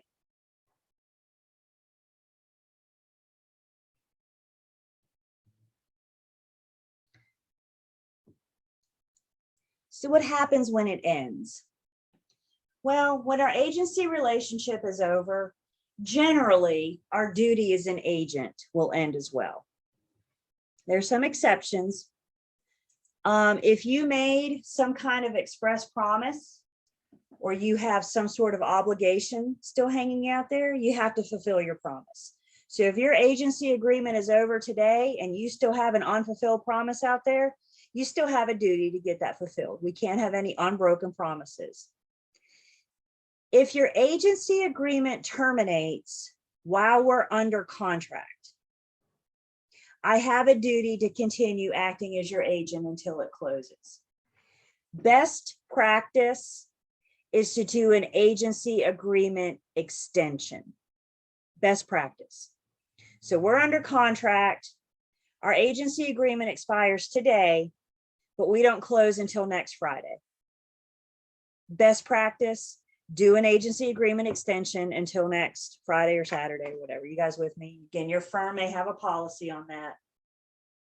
But even if you don't do the extension, that duty continues until it closes. Is that usually a form or like an addenda that you do? We do have a form and we will look at that form. Yep. Some firms will say an email from the seller or buyer will suffice, you know, but I'm kind of the school of, if they make a form available, then why aren't we using it? You know, that's the way my little brain works. So, yeah, there is a form. Good question. Thank you. And we will look at that. Other exceptions.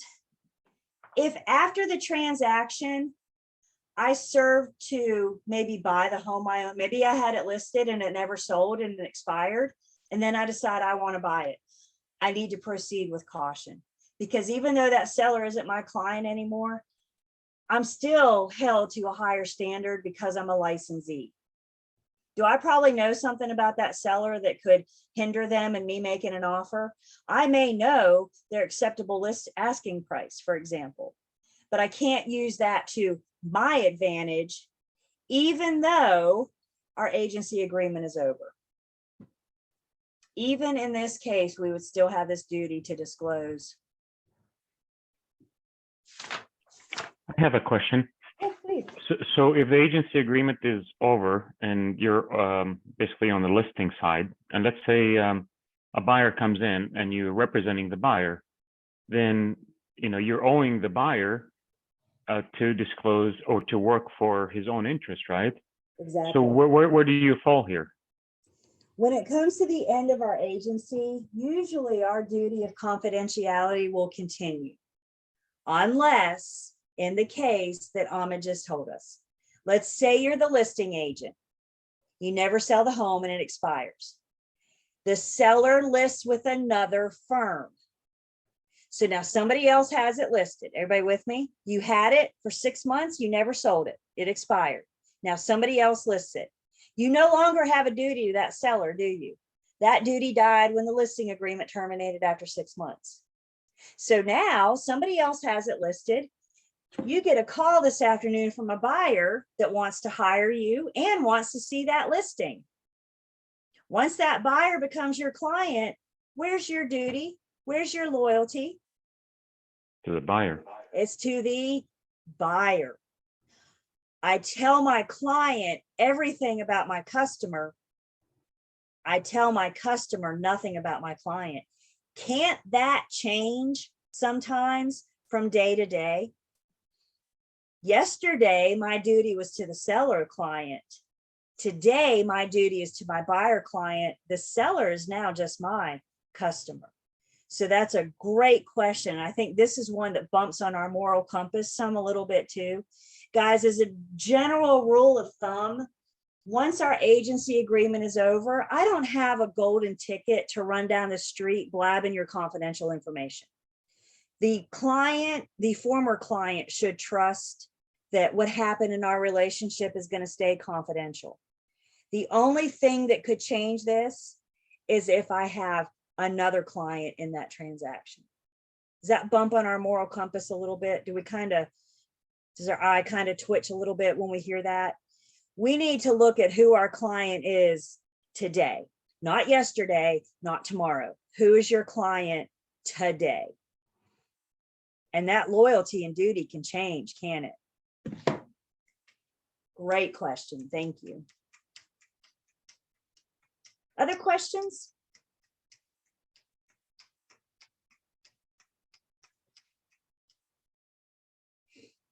Okay. So client gets old car. Everybody good with that? Client gets old car. So what does your customer get? What's the person in the transaction get that didn't hire you? Can I stomp all over them and cheat and lie and steal? Can I be cruel? No, unfortunately. Customers, third parties, we still have this duty of honesty, fairness, and yes, I owe them the disclosure of material facts. Customers get, we can all rattle this off together. You guys want to do it together? Customers get honesty, fairness, and the disclosure of material facts. You hire me, your client, you get the old car. You don't hire me, you're a customer, you get honesty, fairness, disclosure of material facts. Do I have everybody on board with me? So I got just one more thing to say about this, and then we'll break for lunch. I know I'm starting to get a little hungry too.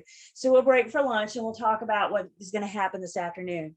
But the last thing I'd like to share with you guys, my mentor, when she's talking about clients and customers, my mentor uses the image of an airplane. So I've borrowed this from her, and she knows I use it. So I'm not stealing it from her. When she's talking about agency relationships and who's my client or who's my customer, she uses this image of an airplane. Let's pretend that you, the agent, you're the pilot of this plane. You're the one flying this plane.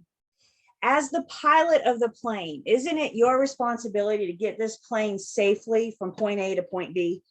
What's your job as the pilot? Get me safely from point A to point B, from agency formation, whatever, contract formation to closing.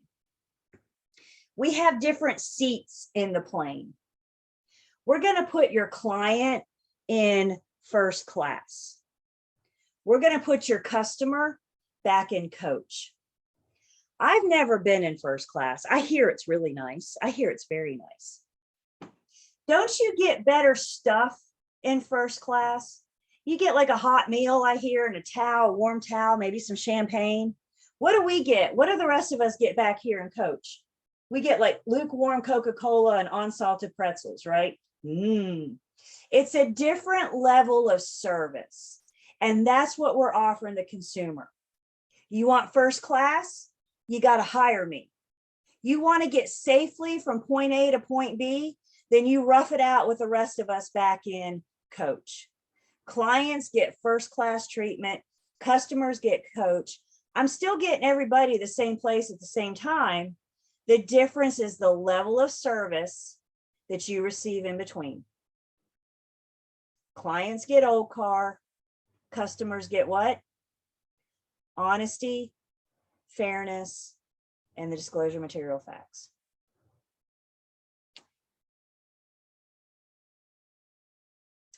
So, y'all ready for lunch? I'm a little hungry. So let's talk about what's going to happen next. And I'm going to stop sharing. We are going to all log out to go to lunch. My computer needs a break. So we're going to all log out. We are going to get, let's see, we'll get with our breaks and everything this morning, we'll take like a 45-minute lunch break. That'll give us time to eat, respond to emails, whatever you need to do. So it's, let's say 12:45. I'm trying to do math quick. Let's come back at 1:35 because I'm a little ahead of my time. So we're all going to log out and we're going to log back in at 1:35. Is that right? Yeah. No? So 12, if I want a 45 minutes, yeah. 12:30, and then we'll get a couple extra wiggle room minutes here too. So let's come back. Everybody good with that? Come back at 1:35. I'll probably log on at like 1:30 so you guys can start coming back on. We need to start class right back up at 1:35. 1:35. Everybody good? Okay. Y'all enjoy your lunch. Please don't eat too much. I don't want you guys sleepy this afternoon. One of the reasons why I like to do a little longer morning period is because it makes for the afternoon a little bit shorter. So don't eat too much and get yourself stuffed so you're struggling to stay awake this afternoon. We will go until 5 today. You guys have a great lunch. I will see you all back here and we'll start right back up at 1:35. Cool? Cool.